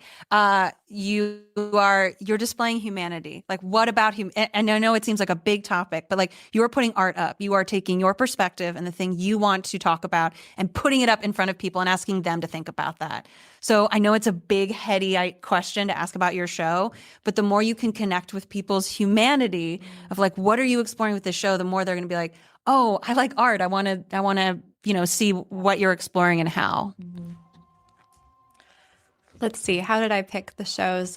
I kind of just went to like any friends that I made at Fringe. I would go to their shows. Even if I didn't understand what it was about or I didn't like relate to it based on their log line, I was just like, you're like Elaine was saying, like, you're really nice and you're helping me out in this big overstimulating environment at this bar. So I'm gonna go see your one person show and it's gonna be awesome. And so you have friends maybe just like from the industry that you already want to go see their stuff, and then maybe they're gonna recommend something else to you. And like some other people were saying, there are gonna be shows that you're just hearing about over and over and over again. Like, this show is so funny, or this show is so well done. Like, everyone needs to see that. And so kind of make sure you're making time for those shows that are gonna be like really like amazing, life-changing works. Like Haley McAfee's show. I didn't get to see it during the Fringe run, but I got to see an encore performance, and it was so good. And so now when it like becomes famous, I can say that I saw it the first year it was up. So yeah, that's kind of like, go see your friends, and then see what people are talking about. Yeah, I definitely saw a lot of clown shows for the first time last year. Like, who did Seamus did the Nancy Reagan clown show in this theater. And I walked away with a completely different perspective on clowning. It was such an amazing show. But he pitched it so well at office hours, and I was like, I got to make time to see the show. So, also, work your friends' box offices. Oh, yeah. And pitch your shows. I went to Seamus's show because Seamus was working RM's box office, and I was coming to see RM's show. And Seamus was like, come see this. And I went for it. And so working box office and working ticketed box offices for your friends, if that's a possibility. Like, Betsy Cox became one of my really good friends during Fringe last year, and we met the first day and we decided to swap box office working for each other, and we were friends ever since. We still talk. But do that. Bring your own poster. Bring your own postcards to that and say, hey, I'm also doing this thing here. And then like chat up the box office people too, because they're part of this community. That's good advice. Yeah, that was great. Thank y'all. So we kind of already talked about this throughout our other questions, but not to make you guys relive these. Any mistakes you made? Just think about it again. I really want you all to sit with this one. That might be valuable to share with the group. Anything you recommend to participants to skip? So even if it's something you guys mentioned earlier or something you didn't get to say, anything you guys...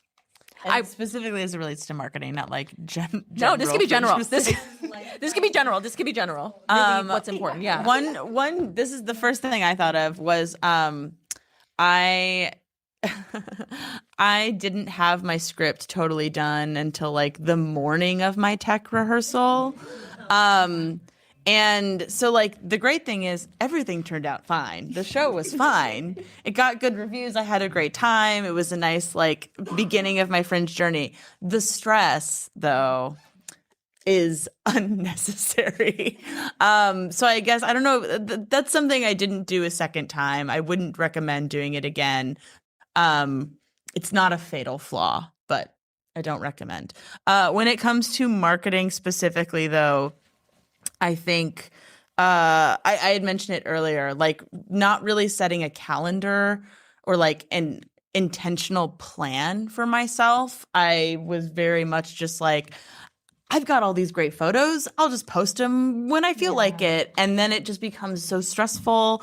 And then I get in my head because it's not like telling any sort of story that I want to tell because I didn't give it a lot of forethought. So I recommend just giving yourself like a couple hours and map out like what do you want to share on social media or in person, like wherever. But I think especially social media because it's easy to get sucked in. what do you want to share? How often do you want to share stuff? And then you can just like plan it, schedule it, post it. Don't think about it. Because there's really, once it's out there, beyond like engaging with people who engage with it, pretend it's not there. Everything is a chance. So do it. Like whatever it's going to be. You already signed up. You already decided to be here. You took a ton of risks already. You're spending your Tuesday evening here. Like you've already done all of that stuff. So everything is a chance from here on out to talk about what you're doing. So it's like what is it? Like we miss all the shots we don't take. It's the same thing. Just like take the shot, tell the person, bring it up, practice it on whoever you need to practice it on, practice it. I practice my log line in the mirror, everybody, before office hours because I was so nervous. But I was like, my whole job is to do this right now. That's what I want to do. So just like, don't waste it. I last year really lived by the like you get into Fringe what you put out of it. So I'm very happy to say like this truly was one of the best experiences of my life. And the community is so supportive, and you guys give so many resources. So I learned a lot from previous shows versus the one I did last year. I think the biggest thing that I tell people is no one's going to care about your show as much as you do. That's a hard truth.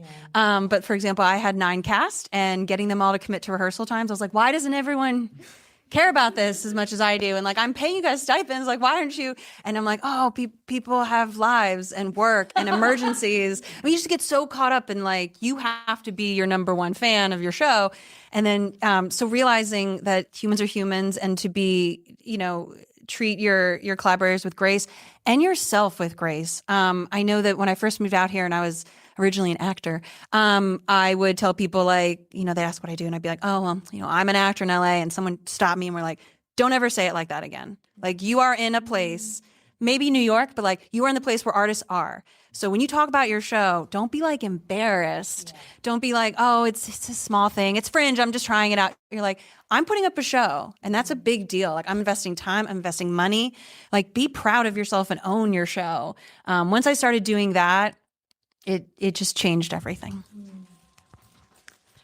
Yeah, I think definitely I was just always talking about kittens all the time last year. I loved it. And I made this little bracelet that says kittens because I'm a substitute teacher during the day, and sometimes that could kind of like become really stressful, or it could take up a lot of my energy. And so I was like always wearing this bracelet to remind myself that like this is what I care about right now the most, and this is what is gonna launch me towards like a career in writing musicals or kind of move me forward in that. Sorry. And so this was me. My fault. Okay. But my point with that was it like people would compliment me on my bracelet, and then I would just like talk about that with like a random guy at Trader Joe's, or like with a random person at the Grove. Like I literally had a guy selling like these prints at the Grove ask me about my bracelet and buy a ticket to my show right then and there. There was a guy that was like canvassing for like human rights outside of Target. He bought a ticket to Kittens too, and then I recruited him to be an actor this year. So that was very exciting. So just like be open to like wherever you might end up talking about your show. Always be excited. Have your pitch ready, and yeah, it'll surprise you. Like the people that want to engage, the people that want to help. People will be like, oh, can I do props for your show, or can I run your box office? Because yeah, people want to support the arts if you give them the opportunity. Oh, that was like such a sweet way to pass it. Oh yeah, keep going. I'm so sorry. This is not a mistake, but it's another advice thing that I wanted to share related to marketing. But review the shows that you see. Yeah. Post the reviews and post of the shows. Post like share especially when you're doing comp swaps. Like I would say all the time, but especially if you got to see that show for free. Review the shows and ask for reviews. from people, not just the people here at Fringe who like it's part of the culture that we're writing reviews to each other, but your friends and family who come to the show. It's not something that they would intuitively expect. So like put it in your little program. If you do a little outro at the end of the show, remind everyone, please go to the Fringe website, please review it. Email everyone after the show and say, thank you for coming. Please write a review. The reviews really do help. Not just with broad exposure and word of mouth, but also just like you as an artist to hear how people are receiving your work is so rewarding. And I think it's like such a gift of the Fringe Festival. And the So site yes. stays up forever. Like, Yes. I pulled reviews for a show that I traveled my show to Austin, and I pulled reviews from the Fringe website for that to use that. They're there forever. Yes. Also, I went to shows because somebody came to my show, posted a picture, and like wrote me a review on the Fringe website, and then included a quote of that on the Instagram story. And I was like, "Yeah, I'll go to yours. Like, of course I will." Yeah. Like, and it's priceless. You can repost that. You can save it in your story archive. Like, all of those things just get to be community. Yeah. Oh, something I'll say too. Thank you. No, I was worried. Something I will say, and it's if you have the money, because I know digital programs are a great thing, but I will say there's something about entering a theater and everyone's on their phone at the beginning of your show that pulls me out of it. So if you can, even a program that's just the front and back, it's so easy for people to take a photo of it. And it's such good marketing. Best marketing is word of mouth. And I was so happy that I invested in our program because so many people, that's what they post of the show.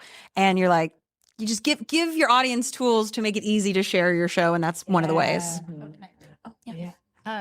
I will say, please be respectful when you're asking people to review your show. Do not harass people individually. Don't. Maybe, I think there's a mass email feature on Fringe, and so that's a really nice way to just like email everybody who bought tickets at once, and not just like DM one person 70 times. And God forbid you thank them in the same email. Yes. Do that. We're nearing the end. That's a great point too about reviews as well. I mean, I'll say this for myself, even for like my professional life. I've used like quotes and reviews from my Fringe show that's helped me get other gigs and stuff like that. I mean, they're certified reviews, so definitely use them. Oh, before we end this is my advice that I wish I did. It's okay to ask for help. Like box office, asking for marketing, ask for help. It's just do it. People want to help you. You'd be surprised how many people would want to help you, and then help them back if you're able to. Even just time is priceless. And if you're able to give time to other people, they'll give it to you. And I think it's really a beautiful part of Fringe too. And I think the theater community here. You guys kind of already did this, but last thing before we get into our Q&A, I want to make sure there's enough time. Any last word of advice for participants? No? All right. Awesome. Thank you all so much. We're going to do a Q&A, but that was our incredible panelist. All right. Yeah. Give him a hand.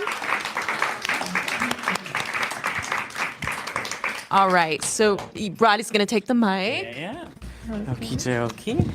Who's got questions? Great. Perfect. So what you're going to do is you're going to say your show name, because why not start marketing now? Your name, and then your question into the mic. Sounds good. Do I have to stand or should I just? Okay, I can sit here. Hi, my name is Christina Tendajasensky. My show is called Glossolalia, which literally means speaking in tongues. And my question is regarding content warnings and marketing. What is your opinion? Do you think that they are necessary? Is it better to add a QR code? I guess it kind of depends on the material on a case-by-case basis, but I just wanted your thoughts on that. I would say definitely put any content warnings on the Fringe website without a doubt. You especially on your main page, because there's not really a character limit to how much you can say. So if there are specific things that people are going to want to know going in, absolutely put it there. And I guess I don't know what my advice is for like physical things. That's my broad thing. We did our show had loud noises and fog and flashing lights. So we made a note of that on our page, and we also had a sign out front. Now, I don't know how you would approach a show because I know a lot of fringe shows deal with really heavy topics, and I think they posted on the site, but I don't see like a sign out front saying like trigger warning, we're going to talk about suicide, for example. So I wonder how best to approach that. I know like fringe is an inherently very shows can get very heavy by the nature. So I think because majority audiences will buy through the website, just having that in bold somewhere. And then I think any like physically triggering things assigned immediately out the door would be my advice. Yeah, our show had the content warnings, essay, and eating disorders. So we had it on the website, and then we also had it in our physical program. And I think I really appreciated that when I went to other shows and they could kind of warn me beforehand, and I could be like, okay, I might want to sit this one out, or like, okay, I'm fine to see this, and I'm glad to be prepared. So I think it's really really kind to do that. Also, if like my show was, people would be like, we're so sorry, like they were ready, and I had to be like, this is a comedy, this is like whatever. But I was like, I do have like sexual content, which sounds weird when I'm describing the show, but it's part of it.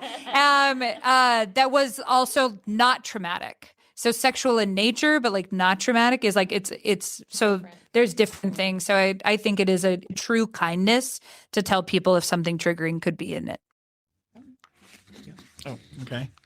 Hi, my name is Eli Beers Altman, and I will be directing Do Not Resuscitate, which is a comedic murder mystery about CPR. So I'm excited about that. This is my first Fringe Festival. My question is there a page on the website that lists the different previews of all the shows? Because then we could go and support all of each other. I'm so sorry. I was saying go to Jeanette. But it's like There is. I'm blanking on the link, but it populates every time a performance is added, and then you can really see. Also on this. Oh, I'm sorry. Yeah. Yes. Hi, I'm Roddy here, guys, on the live stream. Yes, there is a function where you can see what shows are performing during previews. Mostly in the search bar. You can search by date and by venue.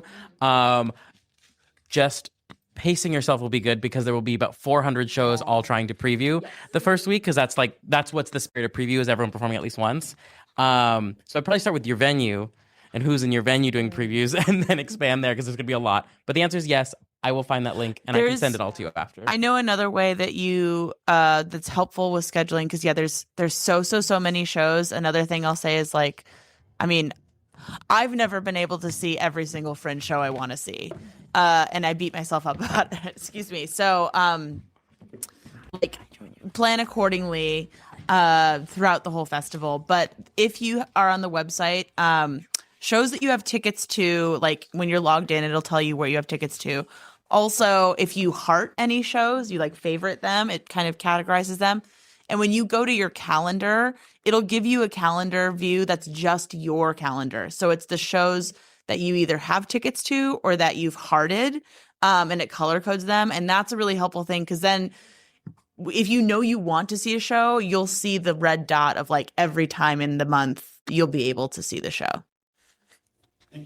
just also like that calendar. If you have a show that you liked or you did, I would just look up the physical calendar too to be like, what's around there? Because if I have a couple hours to kill, maybe there's something there that I haven't liked, but I've heard somebody say it in passing. The website is really, really useful. All of the calendar tools are incredibly useful. Hello, panel. Can you hear me? No, we can't hear you. Oh, we can. Okay. Don't get that. Sorry to the live stream for that one.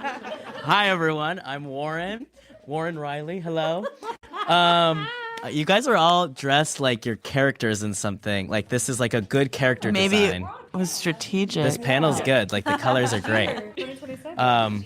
Sorry, that was just something from my mind. Anyways, this is my best friend Cypress, and we're producing Urgent Care, which is a play I wrote and they're directing. Urgent Care is about Urgent Care is about a trans man who is preparing to receive a hysterectomy when his ex-girlfriend comes back into his life and claims that she's pregnant with this kid.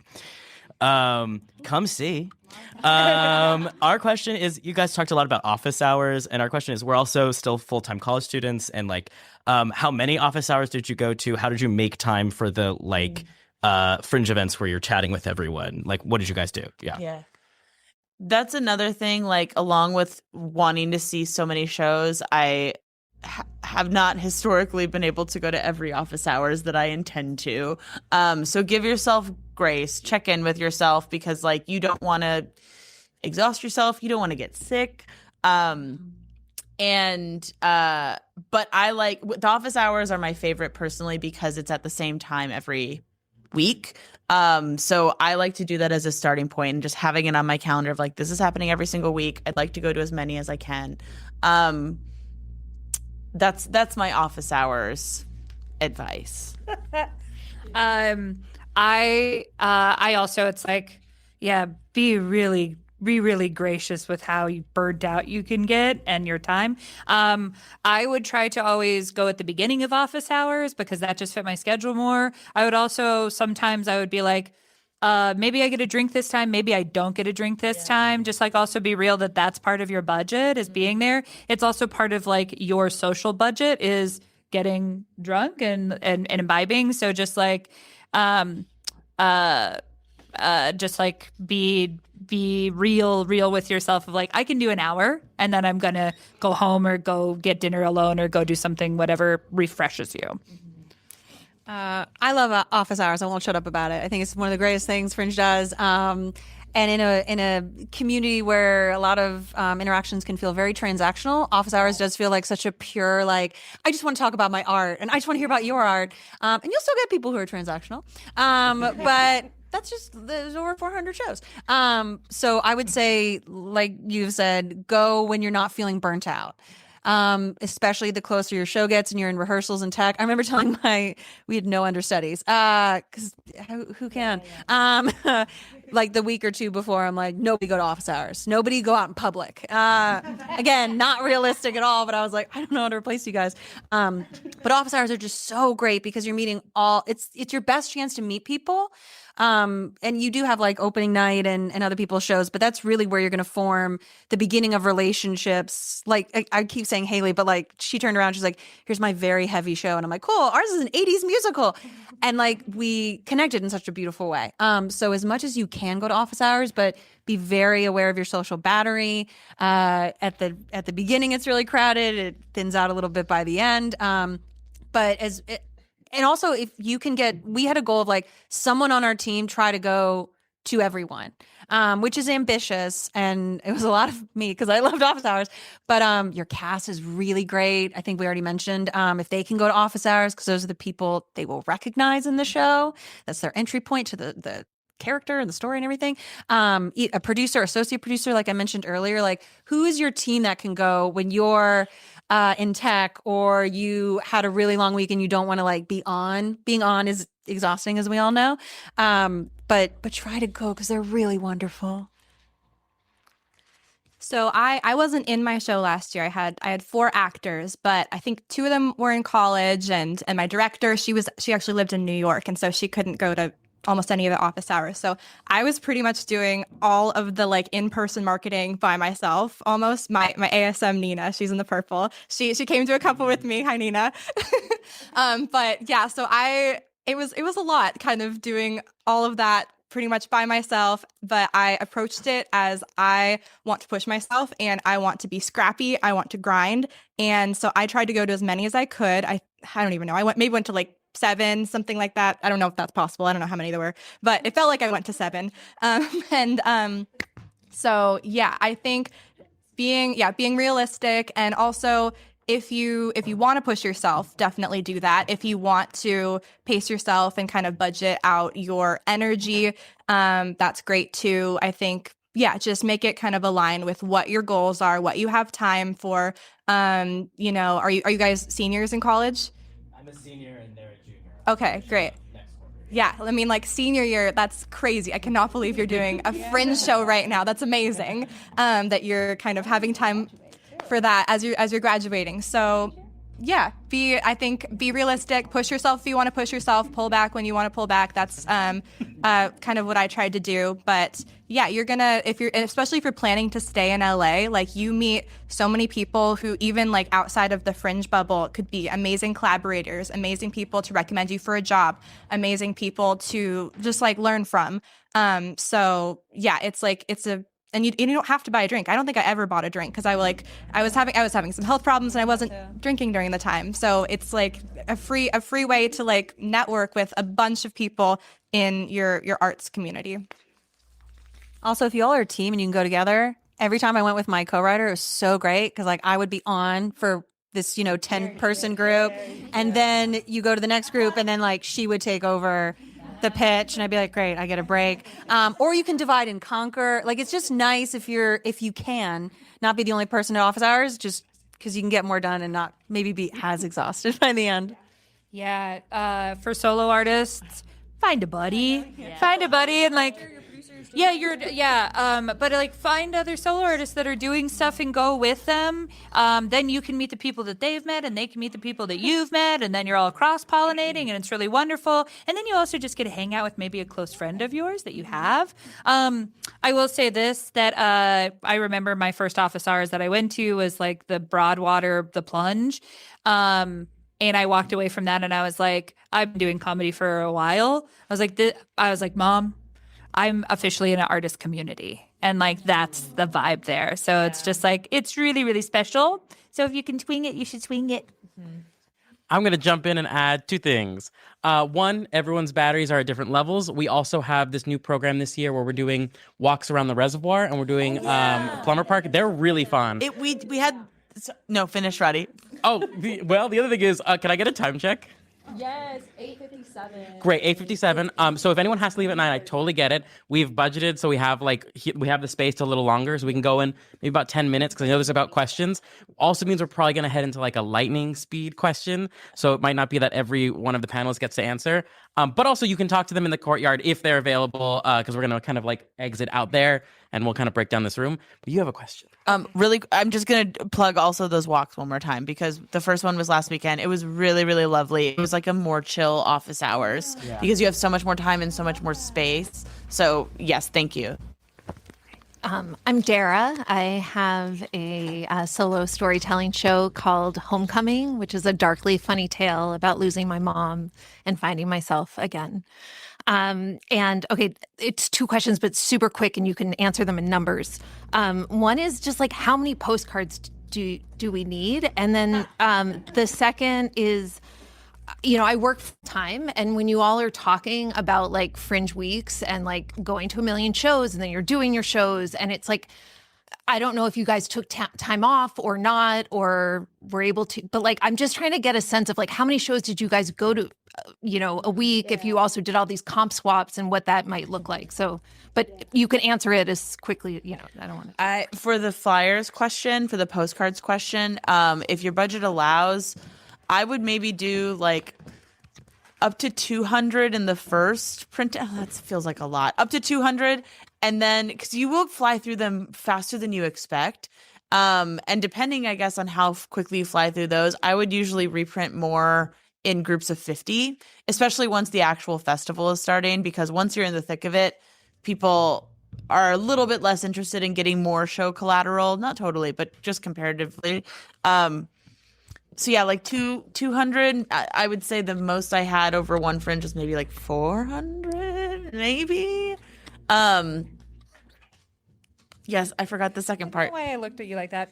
Minuteman Press has a deal that's like 250 postcards and 10 posters or something like that. That will be like a great entry level deal. It's like $100 or something like that. I went and I did that, and they printed them for me same day, and then I was at office hours literally after that. So I would reach out to Minuteman Press. There are multiple locations all over Los Angeles. I work full time as well. Luckily, there are no shows during the day during the weekdays, so you don't have to worry about that. Everything starts at 5 p.m. and then goes until late. I think it starts at 4. 4? I think so. I basically, everything that was outside of my job and my stuff at Fringe, I stopped for the month. So all of my other comedy pursuits that I do, I put those on pause because I couldn't put my job on pause. So if you have the luxury of PTO, probably there's some time to take it. But I would also I just was like, okay, I'm going to see 7 shows in a day on a weekend day on a Saturday. And I'm living at the Broadwater that day. I'm coordinating everything where I can, where venues are close to each other. It's just really like a puzzle is my recommendation. Quick pause. It is 9. So for those who do need to leave at 9, feel free to do so. Thank y'all for coming. I'm so scared. We'll continue going a little bit more, but I know some people need to go. Feel free. I think 300 is great, like 200 to 300. Yeah. I feel like I should wait for people to leave and talk. Yeah, we that's a great amount, 300. We did 20 postcards per team member, and I had 15 team members, so that's great. And use those discounts. In terms of number of shows, I was very fortunate I could take off time. I think June, like you mentioned, if you can get put pause on your other responsibilities, June is the month for both you as a performer, because as much as you can protect yourself and your energy, weekends, Saturday and Sundays, yeah, it was like from like 10 a.m. to like midnight. It's a festival. You're at a festival, and embrace the festival nature. I saw 15 shows, and we had 6 shows. And that was insane. That was a lot. But I know one of our associate producers, Spencer Frankberger, I think set the record at like 40 shows or something. He's a machine. And he also texts at Stephanie Fury. So do what's comfortable to you. And again, you're going to meet people at like that are doing comp swaps, so you meet office hours. Like your dance card's going to get full before you even have a chance to like, oh, what are shows I want to see? Because you'll just meet so many artists that you're like, I got to see your show. So play it by ear and try to give yourself as much time, especially in June, if you can. I'm going to jump in. Sorry, Annika. So 2 things. One, for the Minuteman Press mention, amazing. They're one of our partners. They have discounts, especially the location in Hollywood. So check out the Artist Hub for that.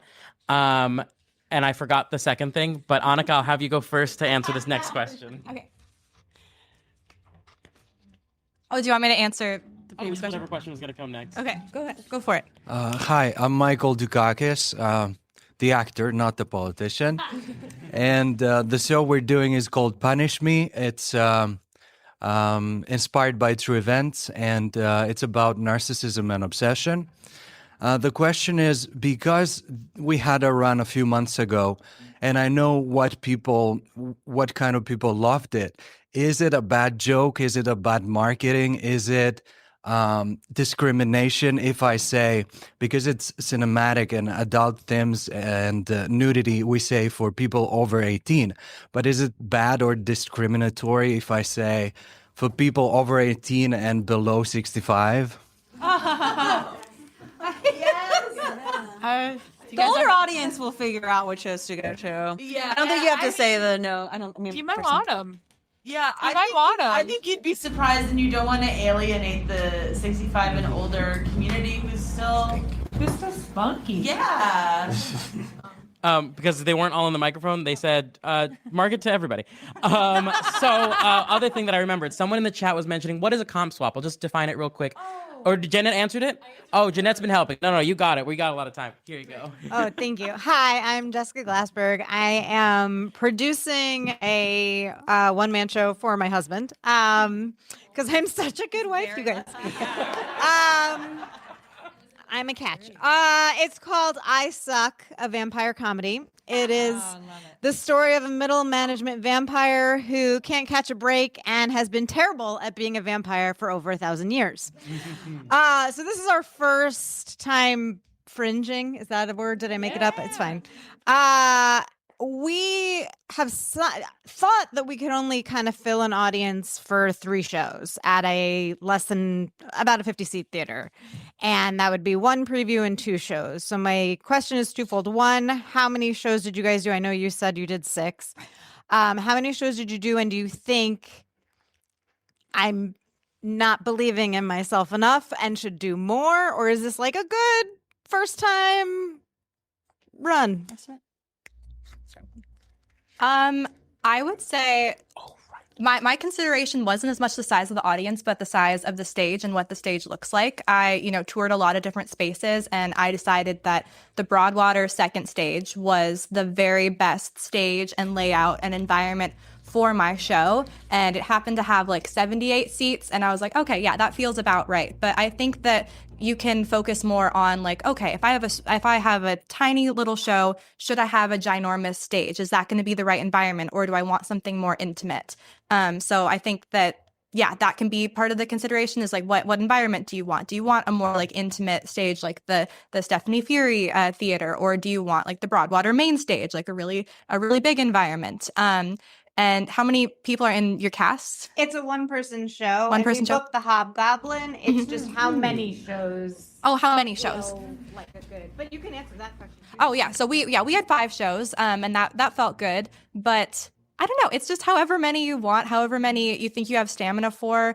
I don't think it's a matter of believing in yourself. I think it's just a matter of what you want to take on. I think if you want more shows, then you might just have to like put in a little bit more effort to get them filled. But I think you can do it. Hey, by show of hands, can I just see the number of shows that each of you did? 5. Amazing. And just for context, from last year, the average number of performances was 5. And typically what they did was 1 performance every week, with the last week being 2, because hopefully their marketing strategy paid off where they were able to kind of do that. But that was just an average. Here's your question. Yeah, of course. Thank you. Hi, I'm Spencer Waldner. This is my first Fringe. I'm doing a solo show based on my life called Daddy Issues. And it's about after I got COVID, I can't stop telling the truth. And my question is really quick. I actually have 2 questions, but you mentioned that you brought a size that was more successful for your postcards. Oh, I just did not do a good job designing the first one. I was or 2. curious, like, about sizing, because I was thinking, I was like, okay, is this business cards? Because, you might lug around, like, postcards might be kind of bigger. Yeah. So if there was a size you found more successful, and then It depends on what you're putting on shapes, it, right? love that. mean, I don't know if you've heard, but you can get a lot on a business card. If you looked into rubber stamps, no, it depends on what you're trying to get across on the show. So like I was like 5x7, like the bigger is better. It's not. 4x6 is also cheaper. So I think if you really look at like what is the essential marketing and is it a bigger on a postcard? If you're a 1-person show, like I want to include photos of our cast, I want to include a lot of the log line, the QR code, all the information you mentioned that is necessary. Might be hard to fit that on a business card, your shows and the QR code and everything. But like right now, what you're doing is you're like, I'm just trying to get my show out there and start building buzz. So it depends on where you're at and, the essential marketing for your show. One other little thrifty tip for postcards, if you need to, is instead of sending them to the printer to be printed as postcards in that final size and cut and everything, send a standard 8.5 by 11 that you've put into 4 quadrants with cut lines. And then you can print 100 sheets, but actually you've got 400 postcards. You just need to do the work of cutting them yourself and make sure that the design is not going to be tricky. So then it's going to be slightly smaller than a postcard, but it can be a more economical way to get them. And you had a follow-up? I was just going to say, you got both sides of those postcards too. So I was hearing like a QR code on the back might be nice or something I was going to. And then if there's just like one thing you found most successful in your marketing, I know we talked a lot about, was there a way you could kind of gauge? You were like, oh, most people saw my show through word of mouth, or the postcards were great, or social media, or just curious if there's one thing that looking back, or it's like all of it. Word of mouth, like is major. Directly reaching out to people. Yeah, directly reaching texting, emailing, not relying on social media general. That was brilliant advice. Yeah. I would say performances. People like hearing my original songs and being curious about it. Sure. Yeah. I second word of mouth. Yeah. It's like the real stuff I think matters the most. Not saying that social media is not real, but like the real stuff that we're all kind of saying, the performances, word of mouth, connecting, that will be your currency. I, as someone who has a corporate background, that's what my show is pulling from. Like, I also think this is lame, but the sales funnel or like the marketing funnel, and so much of marketing is just like exposure, just like telling them that it exists and like telling them the name of the thing and maybe like a visual of the thing. That's how I think about social media. You're just like, here it is. Here it is. Here it is. And then they like, after they'll see it a few times, they'll be like, oh yeah, they're doing that show.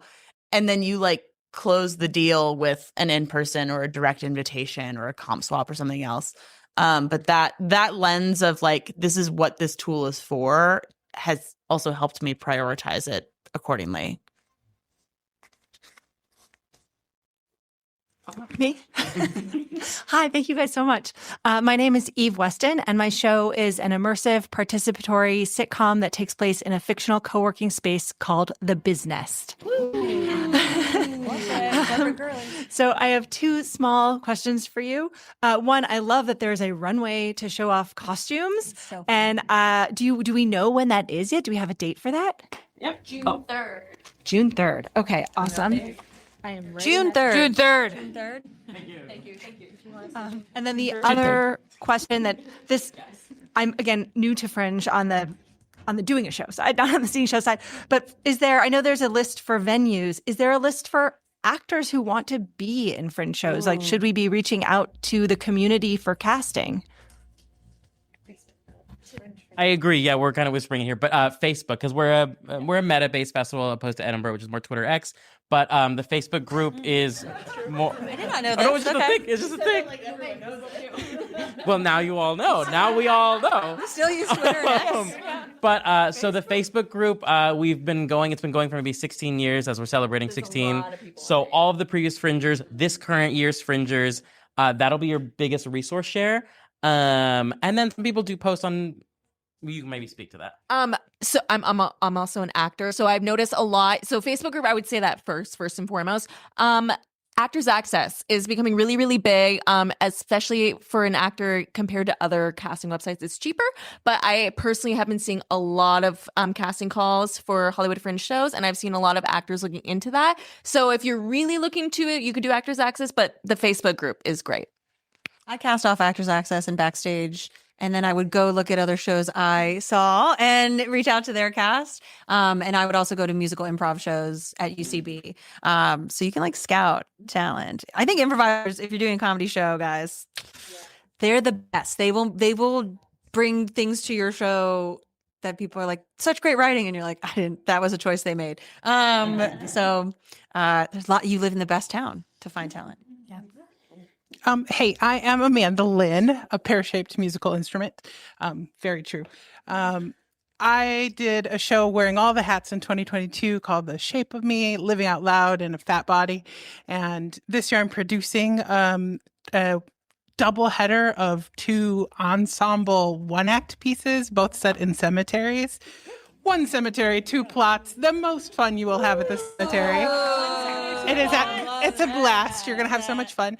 But I just wanted, it's not a question. I just wanted to offer something in the ticketing range that I didn't know the first time around, especially for like you folks who are doing one-person shows, small shows. Put in a code for double your ticket price, because there are a whole bunch of people who want to support you and will pay double just to do that, even if they can't come to the show. You have people out of town, people just want to do that, and then you can have them let you know, and you can use those as comps for other people, so you know you have that seat if someone's doing that. And it was like it blew my mind, and I don't want you guys to miss that chance. I'll also add to that, as I'm walking to this side of the room, that a pay it forward like discount code kind of option is not uncommon. We can talk more about that. And I recommend for more ticketing and discount information, that's all going to be on Web Sessions number 2, moderated by Lois, so you know it's going to be really good. Can I also say, if you volunteer with Fringe, a lot of shows, which I did last year and I loved it, a lot of shows will offer up a discount code for the volunteers, and I think you can opt into that. And I did, and like 2 people used it. So it not like it's used a lot, but volunteering with Fringe is another great way to get your show out. That hasn't gone out yet. We'll email you when that list is ready, and you can like fill out a form. Hi, I'm Jordan. We're putting on a show called A You Problem. And it's about a health and wellness grifter who's trying to sell you, like the cure to everything, inspired by our experience being chronically ill. But Emma, this is crazy. I met you at El Cid like a year ago. We closed down the club. I don't know if you remember. I'm just now. Honestly, no. What's so crazy is before you said your name, I was like, "You're really familiar." Yeah. We closed down the donut disco. But I wanted to ask, as a fellow person who loves to go out and dance, have you ever marketed your show to just randos you're meeting out and about? This is so funny. That's the last time I was at El Cid. Was that time we met. Like, I'm not someone who's like out all the time. So it's very funny that's that's now how you all see me. But no, I feel like, yes, it's kind of similar to like, do you feel like people in that space are going to be interested in what you're sharing? Talk about it. 100%. And it doesn't mean you like, maybe you have your postcards on you, but if you're at El Cid and you're dancing, and you just like meet a stranger, you hit it off, just like use it as a fan. Or you meet a stranger, you hit it off, just, as you're talking to them, be like, oh, I'm doing this amazing festival. And then you can also talk about other shows that you think are cool, that you think they might like. So I think any opportunity is definitely an opportunity to talk about your show. Yeah, like Hinge dates or like Bumble dates or any, if you're, I'm married, but if you're single, hey. I will also say, if we can just be the most encouraging panel, hopefully, is you are living in a town where a lot of people talk about doing things. You're doing something. You should be really proud to talk about it. Yes. Please be proud to talk about your art. Yes. 100%. Cool. Oh, I don't know if we've explicitly said this, but I really liked when shows had a dedicated Instagram page with their show title as their handle. Because sometimes I would be like, oh my goodness, I really want to see a show. And it wouldn't have a dedicated Instagram. It would be like tucked inside someone's personal Instagram or tucked inside like a production company. And it wouldn't have like its own page with all of its like marketing materials and its cast. And I would like not be able to find it. So I would say if you have the bandwidth or if you have a friend who has the bandwidth, make a show page with the show title as the handle and just like pass it out. Like at office hours, get everyone to follow it, follow theirs, because that's the easiest way for people to find you if they totally forgot, where your little card is, or maybe they just remember like one word out of the title. It's like the easiest way for them to find you. We're going to jump to our final question. I will also shout out that this Wednesday for office hours, we're going to be at Desert 5, and office hours starts at 7, but line dancing at Desert 5 starts at 8. And a lot of people go to that. And Country? Huh? What line dancing? Desert 5? Okay. I thought it was. We're all talking about if it's stud country or not. That's what we're talking about. If it's stud country. This is going to be the last question, and then we're going to break, and then we can ask more questions of staff and audience members, our panelists in the courtyard. But yes. Hi, my name is Olga Konstantulakis, first time fringing. I'm doing a show called Becoming a Parent, the double entendre as becoming a parent and a parent visible.